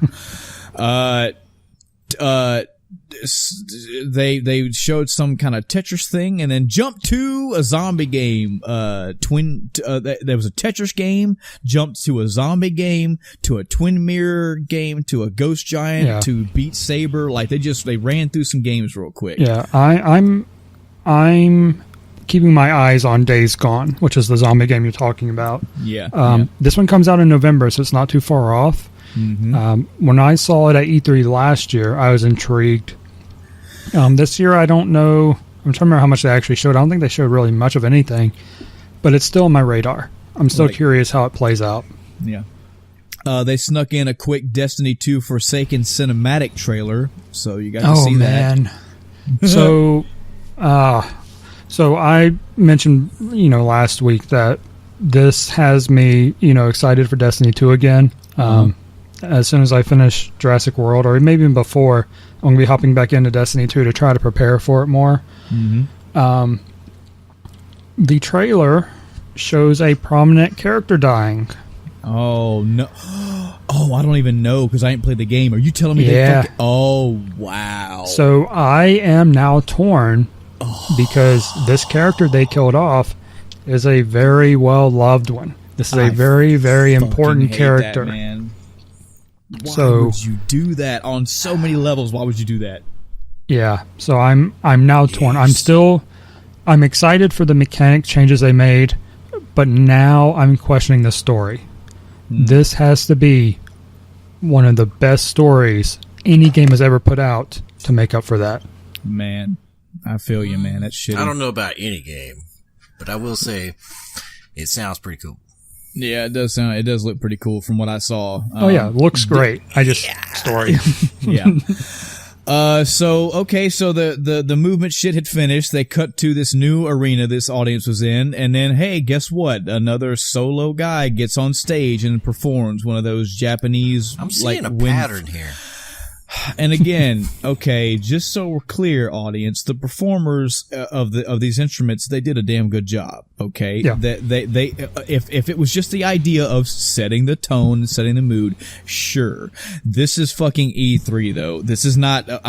This looks so fucking corporate, executive, money filled. Experience this, guys.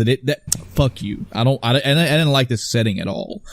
As far as the content of games, we'll see once I've listed everything here. But I did not like this presentation. I didn't like the scummy, I don't know, rich feel of it, whatever. But the setting, the guy on stage playing the Japanese flute was for the next game showcase was Ghost of Tsushima. Holy fuck, guys. Wow. Yeah. Okay, so let me just read the blurb off real quick. It was a samurai setting. It showed gameplay. It showed day 9 of a Mongol invasion in this samurai era setting. Very gorgeous scenery. I made a note here, Chris. Mm-hmm. Imagine if Breath of the Wild looked like that. There was a scene where he was what looked like he was damn near on a plateau or a cliffside, and the cameras. You remember when Breath of the Wild when you got out, like when you first get out of the first thing and he goes to the edge of the cliff and the camera pans around? That was the same almost look in this trailer, and it was gameplay, and I was like, oh my god, if Breath of the Wild looked like that. The first time I saw this, it kind of reminded me of Way of the Samurai. Yes, that too. I love the setting, and it showed different combat styles. It showed hack and slash and like one-on-one dueling. Holy shit. So yeah, this game looked fucking gorgeous. And it looks really interesting story-wise. Mm-hmm. And I don't know if you guys know this or not, but this isn't part of the main story. This is a side quest. What? Yeah, wow. This is a side quest. Wow. So again, just like so we got the I can't scroll back up far enough. The From Software swordplay game. You've also got Ghost of Tsushima. I mean, you've got two good ones right here.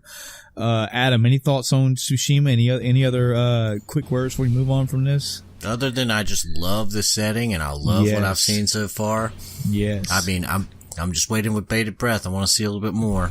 Yep. And the fact that they did a good transition of a little bit of cinematic and a lot of gameplay. Oh man. Mm-hmm. It was very minimalistic. You didn't really see a HUD. There may be one. Yeah. There may not be. Who knows, but there will be, but it'll be minimal. Right. And they took it off completely for the show, of course, but there will be a HUD. Right. And again, this is like, I don't know, the 20th time this was shown at E3 so far. Gorgeous graphics. Like, I hear his words echoed so much. We're in the photorealistic game almost is like the fucking standard now. Like that's you notice that when you play God of War. You're going to keep noticing that the further you go down this list. I wonder if this is one of those games where they had like an actor. You know how sometimes they have the games where they have like a real actor that looks exactly like the character model? Maybe.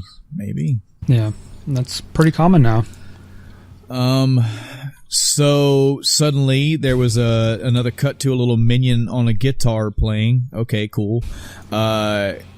Control trailer. As soon as I saw this, the first thing that came to mind is that a Ghost in the Shell game? But it wasn't. It was a girl. She had this gun that looked like it was breathing, pulsing almost, and she was manipulating objects with the gun, like moving items via physics with that gun. There has been a lot more gameplay after the fact, after E3 at the actual conferences and whatnot, or the press shows or whatever, and a lot more is being revealed about this thing. So just suggest you go look at some YouTube stuff. But the concept for this looks fucking crazy. It looks really cool. Super crazy, awesome psychic chick. Yeah, a lot of people are comparing it to Quantum Break. Yes. I've heard a lot of good things about it. It's got a crazy out there story, but the fact there's so much stuff with that gun and blah, blah, blah. I don't know. Good. Check it out. Good stuff. And then we had a trailer showing up where it was, you didn't know what the fuck was going on. You were following some kind of rat around, and all of a sudden, boom, and then of course fucking Leon shows up. The Resident Evil 2 remake. Fuck yes. Coming out January of next year. Thank you. So if you haven't played the Resident Evil remake for the GameCube and subsequent consoles it was released on, this is not that. This is almost like an entire rework of Resident Evil 2. I love what I saw. I loved everything that I saw, but Resident Evil 2 is one of my favorite Resident Evils, so, take my word for with a grain of salt. But it was nice to have that trailer. It was also nice to be teased about it, because this is something else that it's like when you're I've noticed that when I watch, like, people like Giant Bomb, Easy Allies, Two Best Friends, I watch all of their, like, reactions and 3-4 hour long sessions. I've watched a lot of E3 so far, but I love, this is also why us doing a live stream at some point is going to be great, because I love hearing them try to make guesses at what they're seeing. Like, as soon as they figured out they were a rodent crawling around the ground, they were like, what am I seeing? What is this? And I think Huber was like, Resident Evil 2. And I was like, how did you pull that? Like, from what? And yeah, it's fun. I've seen the trailer an hour beforehand. It may be, but it's funny in the moment and this goes for any game that has that, like the DMC thing, just watching people like building up when that Star Fox shit happened. Like, I remember, and the Two Best Friends, or the Super Best Friends, they were talking and Wooly heard that and he was like, shut the fuck up. Did y'all hear that? They were like, no. He's like, that was Star Fox. I was like, oh, here it comes. And yeah, they fucking lost their shit. Anyway, so moving on the list, I missed the title for it, but some Justin Roiland game. I think he's the guy that does, Rick and Morty. Rick and Morty, yeah. Trover Saves the Universe. Sure. This makes the third or fourth by now, but another Kingdom Hearts 3 trailer. This featured the Pirates of the Caribbean, which was nothing new. I think another one has done that. It all shows, okay, so the little taste in this one. It showed Pirates of the Caribbean, but also showed naval combat.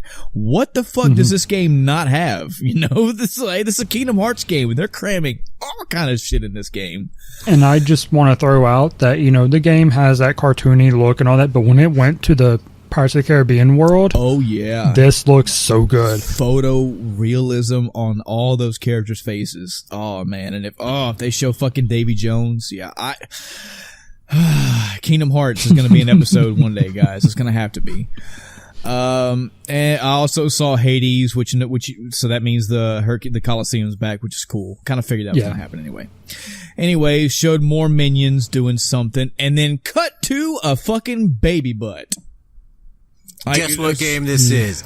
Oh boy, I wrote a fucking paragraph here. Please, gentlemen, let me get to this paragraph and we will spend 4 hours about this. Death Stranding trailer. Jargon we know jack about. Walking with a pack. More walking with like 47 packs on his back. Yay, toenail pulling. More invisible prints of something we don't know what. Leia Seydoux reveal. Cool.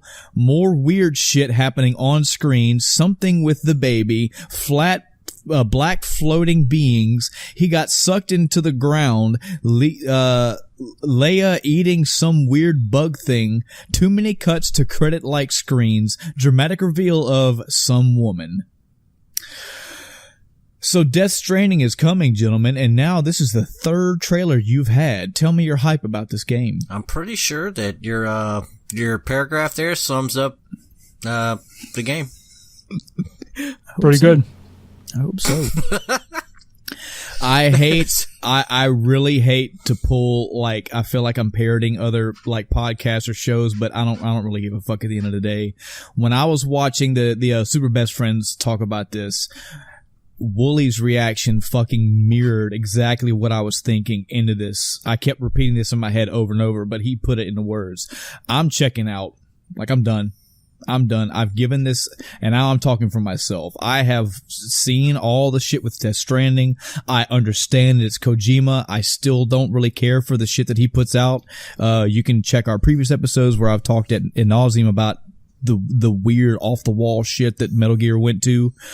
I have watched all 3 of these Death Stranding trailers. I don't care that it's Norman Reedus. I don't care that all these actors are in here. I don't know what the fuck is going on. And guys, I fucking get it. Okay, I get it. The idea is, number one, it's Kojima, so it's always weird and wacky and out there. And 2, it's getting people to talk, just like we talked about earlier. It's generating buzz because people want to talk about what all this shit is. Fuck you, says my physical middle finger in the air right now. I've watched 3 trailers. I don't know what the fuck this game is, and I do not like that. I don't like playing a game where I'm like, what the fuck is going on?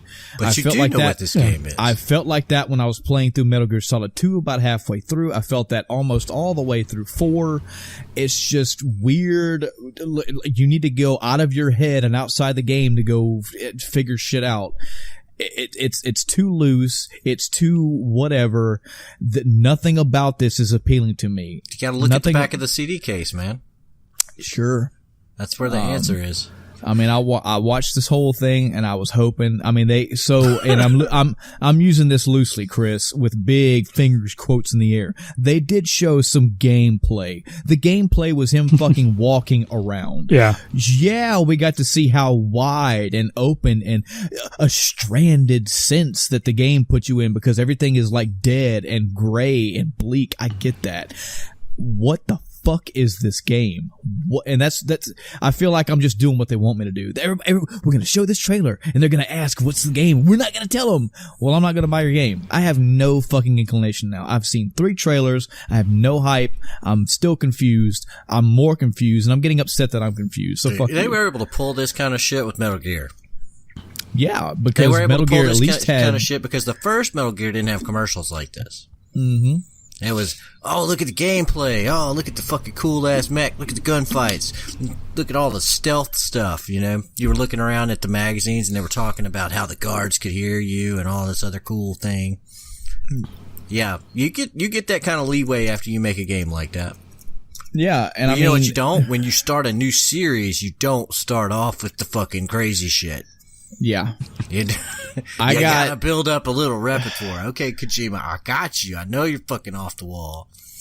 I get that Guillermo del Toro is a partner in all this. I get that Mads Mikkelsen is in it. Leia Seydoux being a character announced. Cool. Norman Reedus.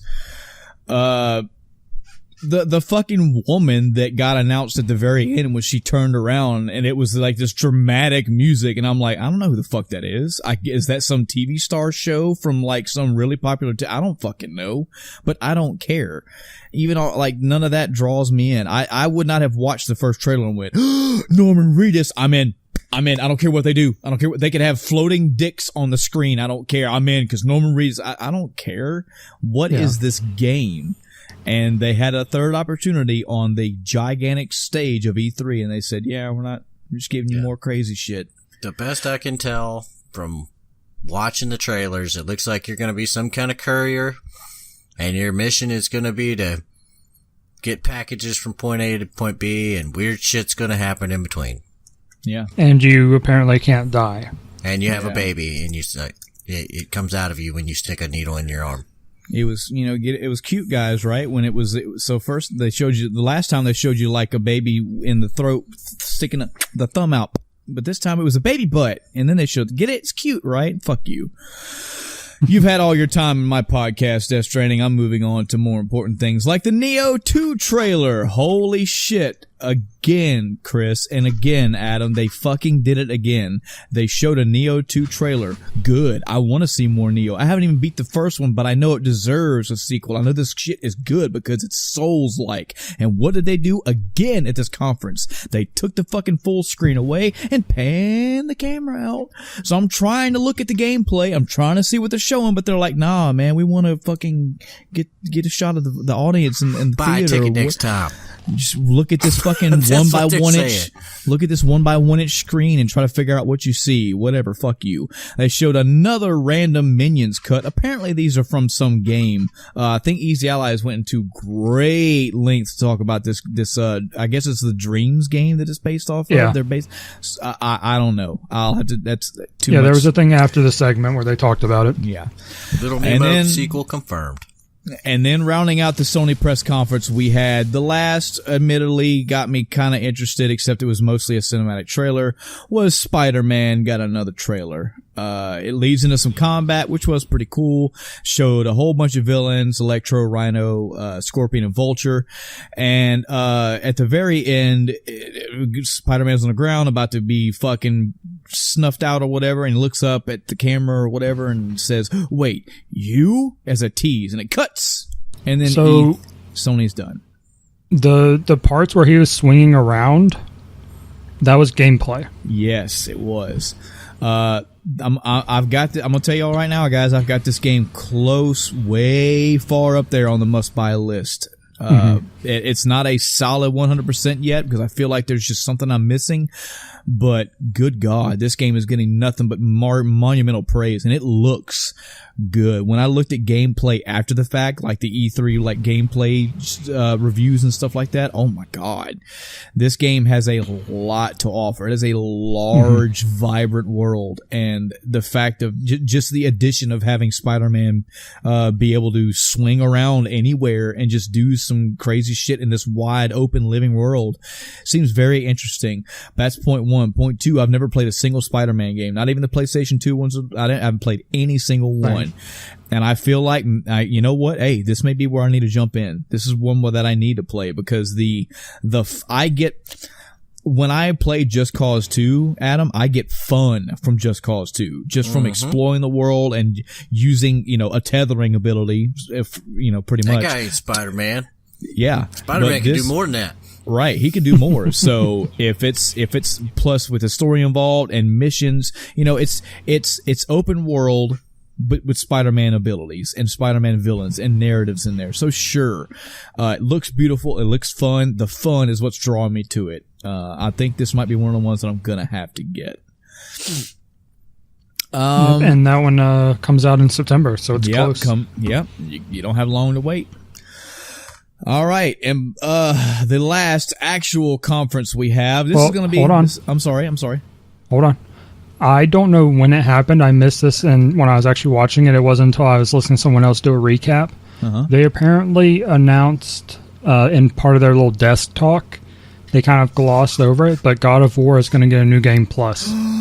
Yes, I'm sorry. I forgot to write that in. I remember seeing that in one of when I was watching, I think Giant Bomb. I watched it. I was like, DLC for it. I meant to write it in. Yes, you are right. And that's good. That's good. That's more content that you're going to get for God of War. But guys and gals, we're getting a sequel. Hopefully, I think 5. You know what wasn't here? Shenmue 3. Yeah, you're right.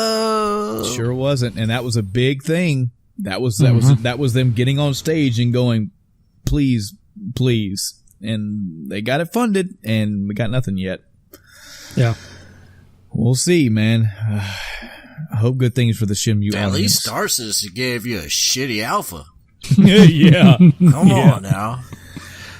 So now, we're moving into the Nintendo press conference. This is going to be an interesting one to talk about because this may be stretching it, Adam. Maybe stretching it, Chris, but let's just say this is not the E3 conference for Nintendo. This is the Smash Brothers conference for Nintendo. So let's give it its due. Let's give it its due proper. Nintendo press conference starts on its own, on a day by itself. Pretty cool. Right off the bat opens with some fucking DMC style music and mechs flying through the air and having combat. I was like, I'm fucking into this. Hell yeah. It's called Daemon Machina. Just showed Daemon X Machina. Daemon X Machina. Sorry, you are correct. Just a trailer, but again, it was a bunch of mechs flying around. It had some really cool guitar riff style DMC music to it. Hey, cool. Xenoblade Chronicles 2 is getting DLC. Man. Yep. Chris, have you played Xenoblade Chronicles 2? No, but it's on my list. I'm sorry. The first one. No. Yeah. And I know Adam has it because he didn't have a Wii U or a Switch. I'll tell you, man. I have such a weird relationship with Xenoblade Chronicles because I have the first one. I played through it for probably close to 100 hours, maybe less than that. But the moment that I got into my mech, after all the grinding that I did, I flew around that entire world for maybe 20, 30 minutes, and then I put the game down. Like, I don't know. That's just something is just, I see where the draw for Xenoblade Chronicles is, but it just didn't draw me enough to keep me, if that makes any sense. But anyways, there was a sequel put out for Xenoblade Chronicles. It's got DLC coming out. The trailer was so bad. A lot of Nintendo games, a lot of games in these conferences were bad for doing this. They were dropping words and names that I have no idea what the fuck they were talking about. The world looked really large and colorful though, so there is that. Pokemon Let's Go Pikachu and Eevee were mentioned, and then Pokemon Plus, which is the little Pokemon device that lets Pokeball. Yeah, it's a Pokeball. Pretty cool. Yeah, Pokeball controller for it. The kind of the big thing there, because they'd already talked about that, on their Pokemon thing they did a couple weeks ago. Mm-hmm. The big thing here was that the Pokeball Plus, every one of them comes with Mew. Yeah, right off the bat. I like how he even shook it and he was like, "Oh, we already got one in there." I was like, "That was Mew." Wasn't that like a really hard Pokemon to get way back in the day? Yes. I think that was the in-game Pokemon, right? Yes. Yeah. Absolutely. They're just like, take it. I'm not a fan of that. I don't like it. It's okay in the, like current gen when you give away one of those type Pokemon because there are like 50 legendaries at that point. But we're talking original 151. We're talking about, number 150. Yeah. Yeah. So I don't like that. They showed the gameplay looks okay based on what I saw, on the floor when they were, showing cameras around there. People playing it later on. Mm-hmm. I'll probably play it, but I still stick by what I said before that this is going to be a bridge to try to get people into the mainline Pokemon games from Pokemon Go, and to expect nothing more from it. So, like, most of these Mews that they get are going to be completely wasted. Maybe. Because these people are going to play it, and they're not going to like the new mechanics and go back to Pokemon Go. I don't think so. No. I mean, they'll play this game. They may not play the core game. Maybe some people aren't going to cross it, No, they may not cross it, but I think they'll play Let's Go, Pikachu and Eevee. They may not go to the core game coming out next year, but I don't see them disliking this because it has a lot of Go mechanics in it. I'm just trying to figure out the math on how many of these new Mews are going to make their way to the next main game and start killing shit. I don't think there's any connection, and you can already bring things from older games.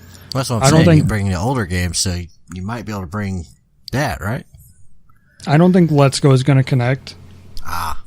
Because of the way the differences are mechanically. I will say they absolutely could. Just from a little kid nerd me, I do think the Pokemon Ball was pretty cool. I thought that was just a cool little device. Like it's I'm totally gonna buy one. Swag like that. you get to have a little Pokeball in your pocket that you carry around, and you can have your Pokemon stored in it. It's okay, Nintendo. You get a little plus on that one. Well, I mean, even once you get past the point of you ever using it again, it goes right up there with the stuff you got from Fallout 4 and Fallout 76 on a shelf somewhere as a display piece. Yeah. Yeah. Yep. I'll buy 3 of them. 2 for the kids, 1 for me. Savage. Yeah. So then they announced the next Mario Party, Super Mario Party. Yeah. Now the coolest thing about this, the fact that they're getting away from the newer types of Mario parties. And they're getting back to the old school, rolling the dice, moving around a board, etc. That's all well and good. The great addition to this was it showed people having like their Switches undocked and moving them around like on the table to solve puzzles, like connecting pictures of pipes or stuff like that. That's pretty cool. Yeah. It's going to be kind of odd because you're you're banking on, I'd be banking on me, you, and Adam and another friend having a Switch, and then us all bring it's kind of hokey, but it's still a cool idea. And just the fact that they're going back to a more old school nature, still, that's pretty cool. Yeah, but I mean, it's not like you have to be on different Switches to play. That's just an option. That is an option. And it is a cool option too. It's another putting them together. Right. It's another cool utilization of the Switch with the keeping the portability in mind. Fire Emblem 3 Houses trailer got a cinematic and gameplay trailer. Okay, cool. More Fire Emblem for people. Yeah, I'm actually looking forward to this since it's actually on a console. Right. I played on the 3D Well, I have the 2DS, but on the DS, and it's a fun game. But I'll be happy to see it on a bigger screen. Man, what's your opinion on this series? Have you played multiple games in this series? I gotta tell you, man, because I know the audience is one on that too. I have a fucking picture somewhere on my hard drive that has like all the Fire Emblem games, and it's like, here's brief summaries of what they are, and kind of recommendations where if you want to start, blah blah blah. So I know what ones that I have an idea I want to play. I don't know them off the top of my head, but I have not played a single Fire Emblem. The only time I ever even heard of Fire Emblem was back on GameCube when Marth and Rory came to Smash Brothers. I was like, who the fuck are these guys? And they're like, you've never heard of Fire Emblem? No, I don't know what that is. I have not played a single one. I understand the draw. I get that there's good games there. I haven't played a single one. It's on the backlog. It's another one of those games I walked by somebody playing at one point, and I just said, yeah, I should play that sometime. Never did. Yeah. Yeah, I had the same introduction, with Smash being the first time I ever heard of the characters, and I was like, oh, this is a series. And I looked at the game, I was like, oh, I'd probably like that. The first game I think I actually played was the mobile game they have, which plays pretty similar to the actual game. It's just, a scaled-down version. Yeah. But the DS game I played was I believe it's Conquest and Fates. It's kind of it's one of those split brands like Pokemon, red and blue. Yeah. It's two things. I think that's the only one I've played. And it's one of those where I would have played it more, but it was on the DS, so I just, don't play my DS often. Yeah. Yeah. So, that game's on the way. They had a Fortnite. Of course, Fortnite is coming to Switch. That's a fucking no-brainer. And of course... But does it have Royale mode? you guy. And of course, they had to let you know, in case you didn't, this game is completely free to play. So, that's an obvious one. Like, of course that game's coming, even if you didn't know about it at the time. Have you seen the whole thing with them and Sony? No. Because if you have a Fortnite account that was connected to PS4, you cannot play with that account on the Switch and vice versa. Because the crossplay, that's the whole thing where you can't play between the consoles, at least with Sony, with PS4. Yeah. This goes beyond that. Not even trying to play together, but if your account touched them, it's not compatible with the opposite. Topic discussion for another day. Cross fucking company compatibility. Yeah. Console wars. Jesus another Christ, casualty. Man. It's fucking 2018, man. Another You guys casualty. have so much. Yeah. Anyway, another day. Yeah. Another day. Yep. I'm sorry. Go ahead, Chris. Nope, that's it. Oh, good. Okay, so they had an indie spot real quick. It showed Overcooked 2, Killer Queen Black. We're gonna get to all this in just a second. And Hollow Knight, of course. So working backwards, fuck yes, Hollow Knight gets a Switch announcement. Another obvious to the both of you and to the audience as a whole. Again, if you have not played Hollow Knight, this is fucking Metroidvania. And it's so damn good. I'm telling you, I played through that game twice, and it is extensive. It is long. I mean, I'm talking close to 100 for both playthroughs combined. It's worth it.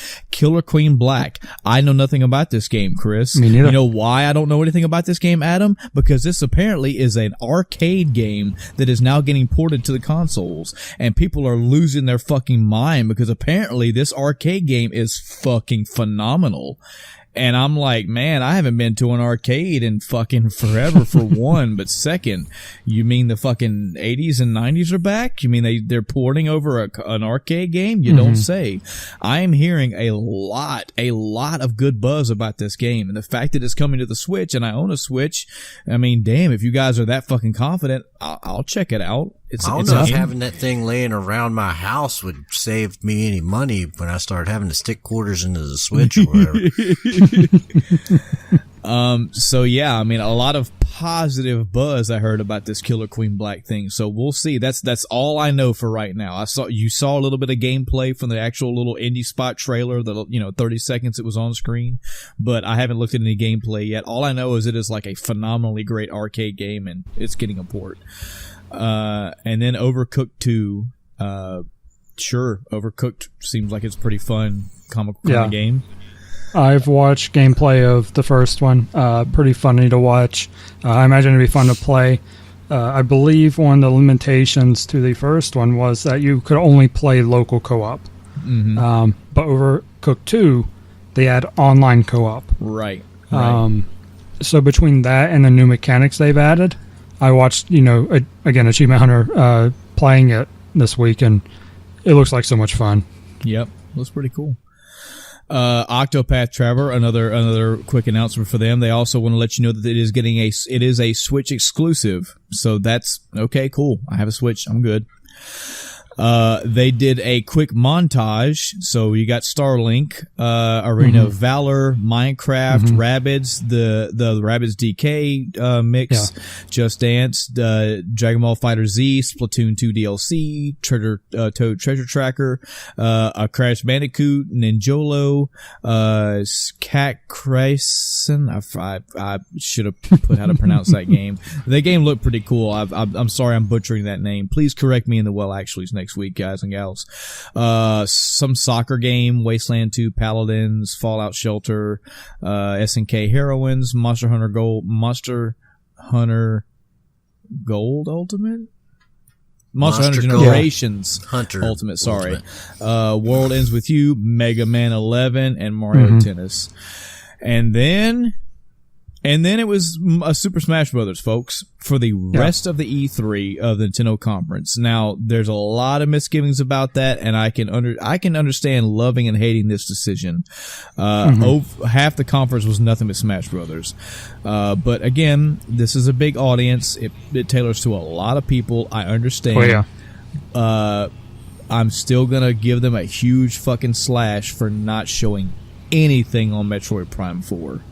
I'm glad that the that the Smash Brothers audience gets more shit for them. That's awesome. I mean, I say that not in a mean way. I didn't mean to say shit like that. Good. You're getting more Smash Brothers. Good for you. Yeah. No, it looks good. No Prime 4 stuff, and that really bugged me. But so here's the funny thing, Chris. So the producer gets on the it was all recorded, and he starts talking about how he's going to start showing all the characters, and he's going to show them numbers when they showed up in the Smash Brothers universe. So Adam, as I'm watching this, and it's just going character by character, Mario, and I got the list up on the other screen. I'm typing Mario. Okay, cool. Zelda. I type Zelda. Link. I type Link. Samus. So I'm going across. I'm just typing down names. I'm like, yeah. Halfway through, I'm thinking, duh, somebody's gonna have this list. Why am I doing this work? Whatever. I'm halfway through this roster. I'm just typing names left and right, and they're going by fast. A lot of them start flying by really quick. Yeah. And then at the very end, they let you know, oh, by the way, this is every fucking character in the Smash Brothers universe. And I was like, well, why? I didn't fucking have to write a list at all. And then I controlled all, deleted all that, and just wrote every fucking character and with a period. That's exactly what it is. It is called Super Smash Brothers Ultimate. It is, I'm saying it again, guys, it is every Smash character ever. There will be Norman Reedus. Sure.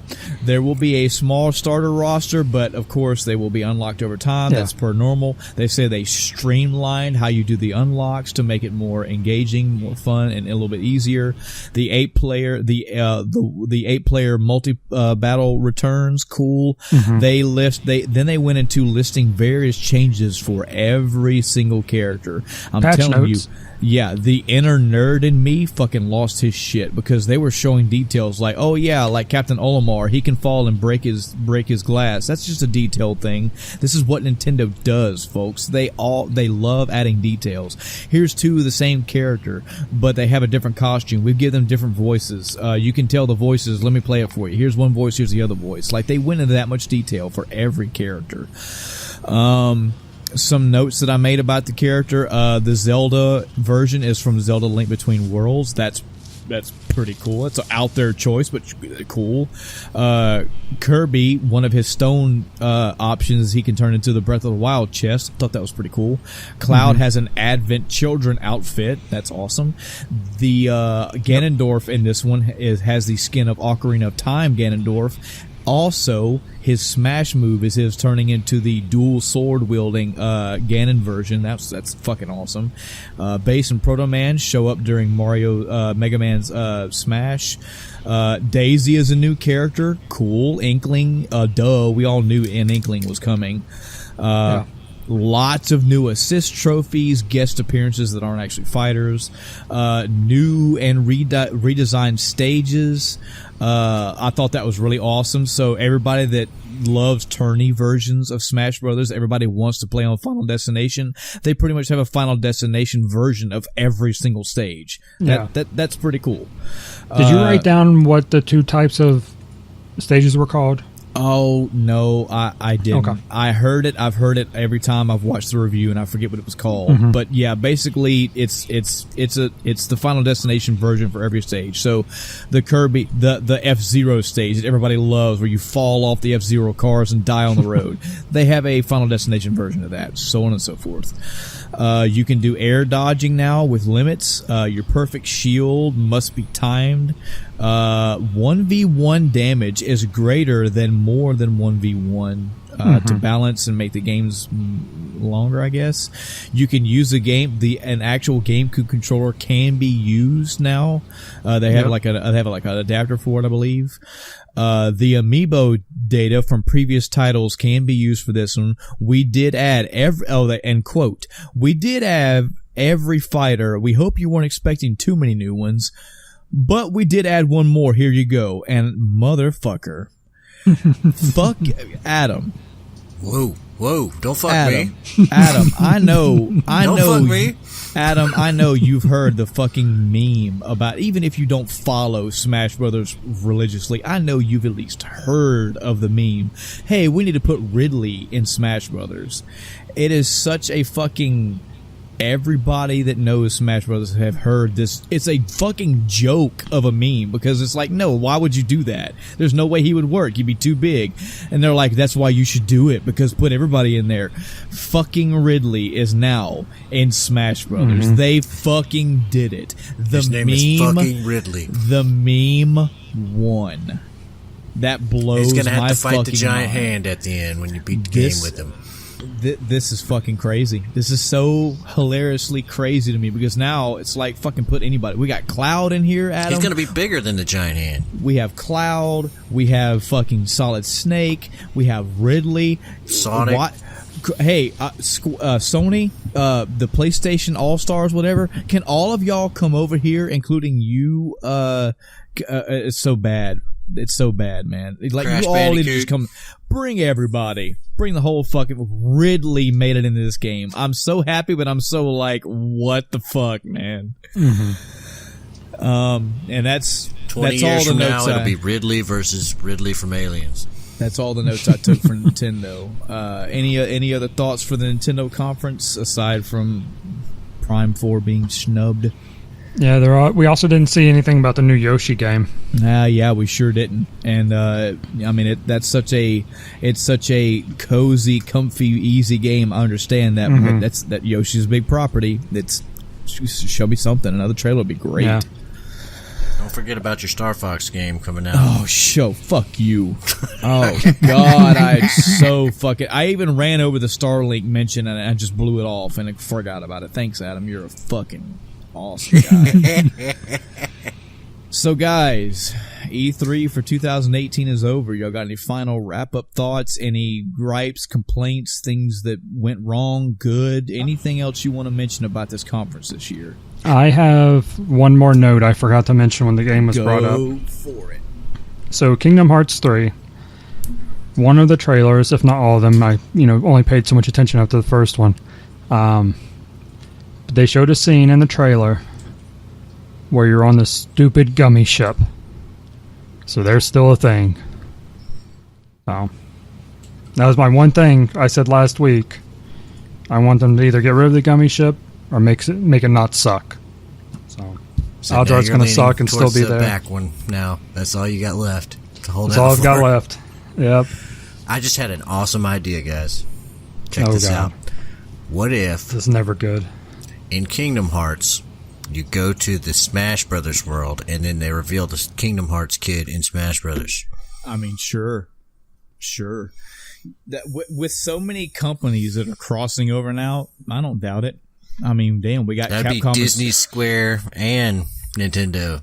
So on the fighting side of the world, and I'm sure there's way more than this. I'm just throwing some out there that I can think of off the top of my head. So in the fighting world, you have Namco, SNK, and Capcom all partnering together, because in Tekken 7 you have you have the main characters from Tekken and the other two guest characters in there. So cool. There's a big fucking fighting game collab, which for me grants hope to me that we're just gonna have a fucking fighting game. Legit, Mugen's coming, guys. Legit, Mugen is coming. During this E3, we now know that Squaresoft and Capcom just did a collab, so cool. That's good to know. And in Smash Brothers, this has been a thing for a while, but we got Solid Snake in there, we got Cloud in there, so Konami and Square Enix. It amazes me how so many pachinko machines. Oh God, that's a fucking Smash assist. That's a trophy assist. Oh. There's a showing of Soul Calibur 6, and they have Witcher 3 main guy in it. Yes. So Adam, thank you. We have to burn this episode now, so they can never know. But yes, that was another thing that I watched for the Easy Allies. Brad got to play Soul Calibur 6. And I haven't seen any gameplay of it yet. I want to, and I'm telling you this is the nerd in me. I know that, but I want to know if he distinguishes in the game of what sword he uses against who. If he's fighting Kilik, he needs to use a regular sword. If he's fighting fucking maybe Astaroth, because I guess he'll probably just switch back and forth at willy-nilly with the swords. I hope not, man. I hope if they're putting him. His fighting style will probably be like, I'll pull out this sword for this, and shing. He's constantly doing kind of like a Bado Jutsu. It seems like whenever they put other characters into that game, like Link and Spawn, they've done a pretty good job of keeping somewhat faithful to it. That's like a main thing with Geralt right off the bat. If he has two swords, he should use those properly. Well, whatever. I hope so. I've heard Soul Calibur 6 is really good and really fun, and they're getting back to it's been a better game than 4 and 5, so cool beans.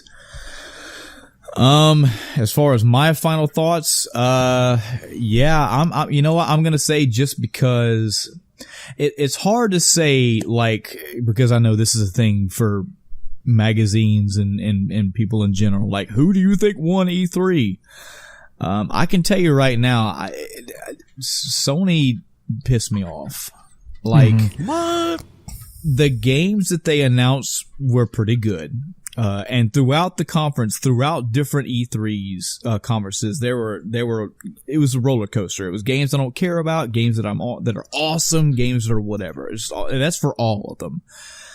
I don't dislike the games that Sony announced. I dislike the way that whole conference setup thing was just, I don't know whose idea that was, but stop. Just that was another cringe thing for me. On the flip side, both PC Gamer and Microsoft, the way that they did it was good. I got a lot of quick energy information from Microsoft, and when they wanted to go to the game, they went to the game. There wasn't, it's thankfully, especially using this E3 as an example, we seem to be long past the days of, fucking slideshows and PowerPoint presentations and just regurgitating numbers with fucking dick waving contests of who sold how many consoles and how many teraflops you're doing and shit like that. $599 US. God bless America. It seems like now they're getting to the idea of, look, these people come here for games, give them games, give them games. I'm all about games. I'm also all about developers getting up there and spilling their guts out. That's also good too, but get to the games. Nothing about this E3 got me super crazy hype except for that Skull and Bones, and Spider-Man kind of got me a little bit excited, but definitely Skull and Bones. Pretty good press conference. It didn't have like too many horrible things about it. It was pretty good. We got a lot of announced. Yeah, it was, and the anticipation between the last showing and then getting to this recording now has been fucking. I'm like, oh man, there's so much. Yeah. Holy Jesus. I only had like. Are you done? Yeah. Okay. I only had like 3 games that actually stood out to me, and they were games I was kind of looking forward to coming in. But you got Star Citizen, obviously. It's not coming out anytime soon. Sorry. And you've got Cyberpunk 2077. And the game that I wasn't sure was going to be announced. Fucking Elder Scrolls 6. Yeah. And that's it. That's what I was looking forward to when I was coming in here, and now I found 2 or 3 other games that might be. I'm definitely gonna check out that what's it called, the little RPG, Final Fantasy Tactics RPG for Switch. Octopath Traveler. That one is on my radar. Yeah.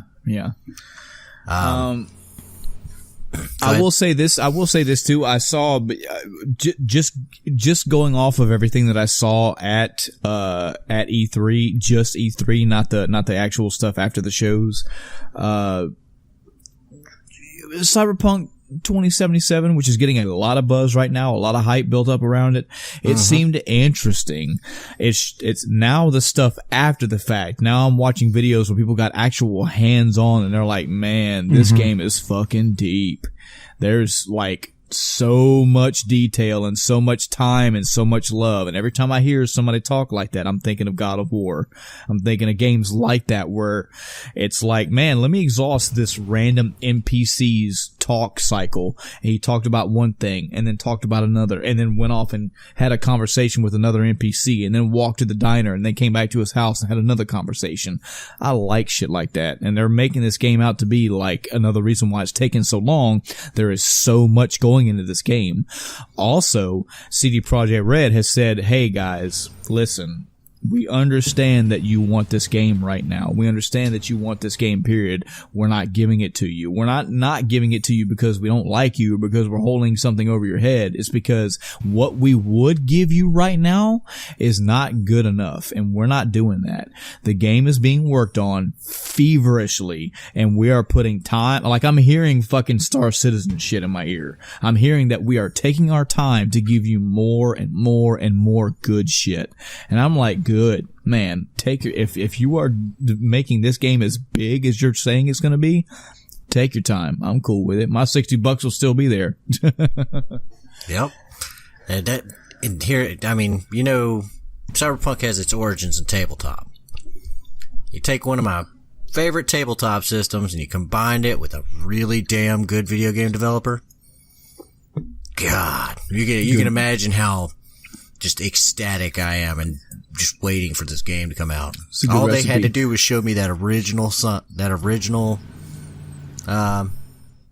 trailer that came out, the teaser. Yeah. And I've been sitting here waiting for it ever since. Like, here's my two that I put side by side. I put Beyond Good and Evil and Cyberpunk. But when I look at Beyond Good and Evil, I go, May, that was really good for a movie. I mean, that showed me some really good detail and artwork and all that and polygon, whatever, for a movie. When I look at Cyberpunk 2077, I go, I don't understand what this is about. And now I'm having everybody around me tell me that this game is fucking huge and deep. There's a lot involved with it. So it's going to be interesting over time hearing what BG&E has to do with the first one and why it ties in and what that game is about. But it's going to be more interesting for me to hear all these, like, maybe even spoiler details of how involved this world is, like how much shit is going on. That interests me. Oh, this game is almost a topic unto itself. It is going to Mm-hmm. be awesome if they get it, if they can pull it off right. It's going to be great. I think you've made one of the best comparisons I've heard, Adam, is that it's what would happen if Deus Ex, like Human Revolution, or Deus Ex Mankind Divided was done like better. Like those games, but like way better, more involved, more story fleshed out, more world involvement, like a living, breathing world. Oh man. Instead of having Deus Ex's kind of like, okay, well here's your kind of playpen with a bunch of robotic people standing there. You have a CD Projekt level world to go play around in however you like.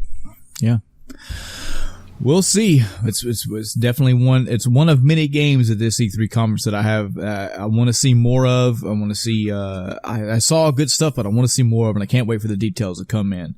But hey, that's enough for us, guys and gals. What about you? I know for a fact that you've seen the E3 of this year. If you haven't, you should go check them out. If you don't want to watch them all, that's understandable. Go pick a press conference. I'd kind of lean you toward maybe the Microsoft, just because of the way the presentation is done. But hey, if you want to see the Square shit, go for it. What E3 stuff from 2018 did you like? What things did you not like? Like, how did you take the press conferences? What things are you super excited about? What are you upset about that didn't get announced? What did you want to see more of? How did you feel they should have handled a game or an announcement? Anything you want to talk about E3 this year. We'd love to hear your comment, your feedback. We'd love to hear your reactions to this E3. We're going to be doing E3 as long as this podcast is around, so trust me, there's going to be plenty more of these. But we'd love to hear for this episode your thoughts on the 2018 one. Or, you know what, any past ones too. You know, if you've got any, like, man, the one in 2014 was my favorite. Whatever. We'd love to hear it. There's many ways you can get a hold of us. You can find us on Facebook. Just search Facebook for the End of Time Cast. It should take you straight to us. It might be how you found this episode right here.